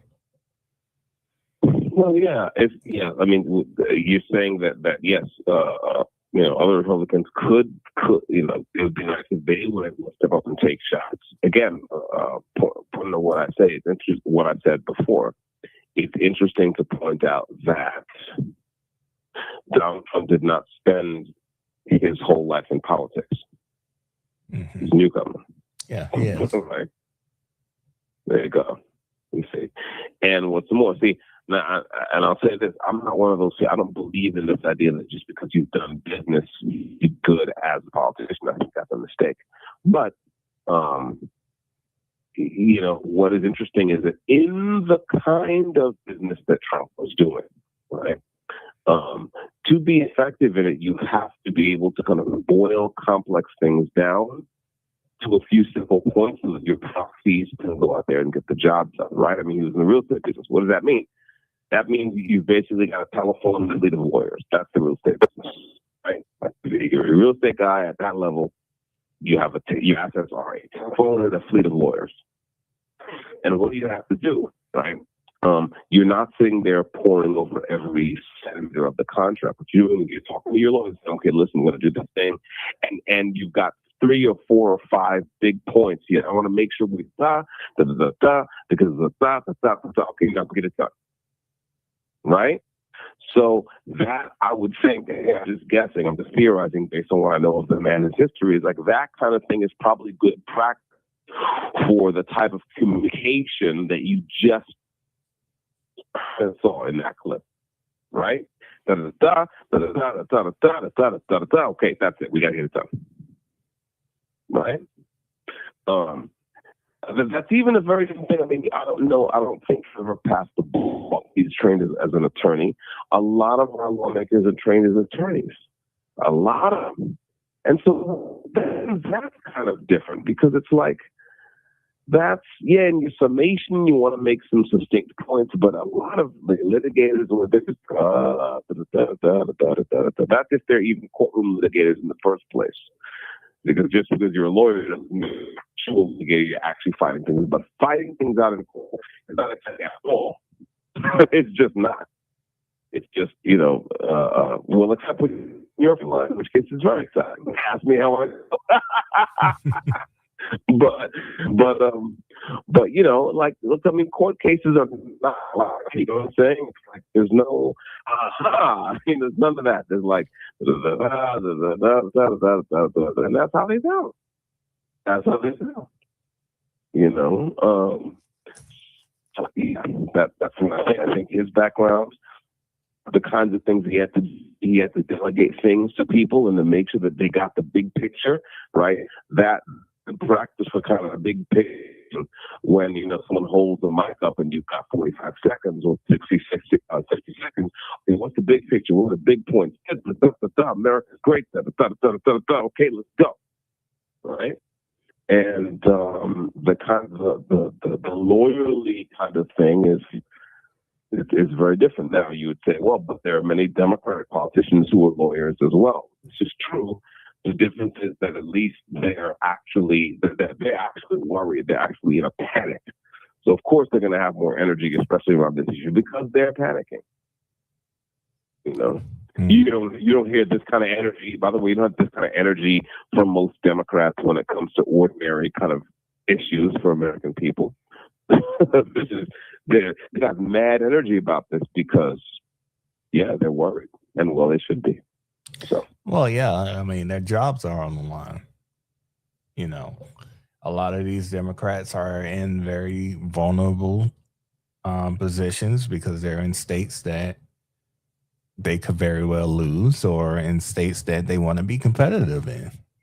So, they have a sense of urgency here. And I think a lot of Republicans need to get with the program as far as being passionate about it. Like, I get, you heard in the clip earlier that some Republicans was like, they're very like apprehensive when it comes to voting for this bill, or saying that the bill is not ready yet and that they need to work on it a little bit more, but they need to explain to the American people why that is, in my opinion. They're not doing a good job of communicating. And I think Trump did that. You saw Trump did that. Yes, exactly. That's exactly right. They gotta do a better job of communicating. Come on. It should not be that hard, people. Again, just to communicate. Just to let people know, okay, here's who we are. Here's what we're trying to get to. And we know it's a slow process. We're asking for your patience. We got to do this. We've got to get this right. Some kind of thing where it's more than just, you understand what's at stake and you're pushing. So. You have 1 minute left. It is what it is. I see it's after 11, so I can't call back. That's our last break. All right, everybody. That's our last break. I want to thank you for listening to the program. As that's said, that is our last break. You want to say something to the people before you cast off? Sure. Thanks for listening, and definitely tune in this coming Wednesday night. We're going to be doing the Dangerous Liberty podcast with Gary Milton. And Nate might be back. Nate Vance might be back, and I'm really looking forward to that. We did something last Wednesday. It was great. So, thanks for listening. God bless. I'll see you all soon. Check out Dangerous Liberty, and check us out again next week, same time, same channel. All right, and with that, I bid you guys farewell until next week. The call.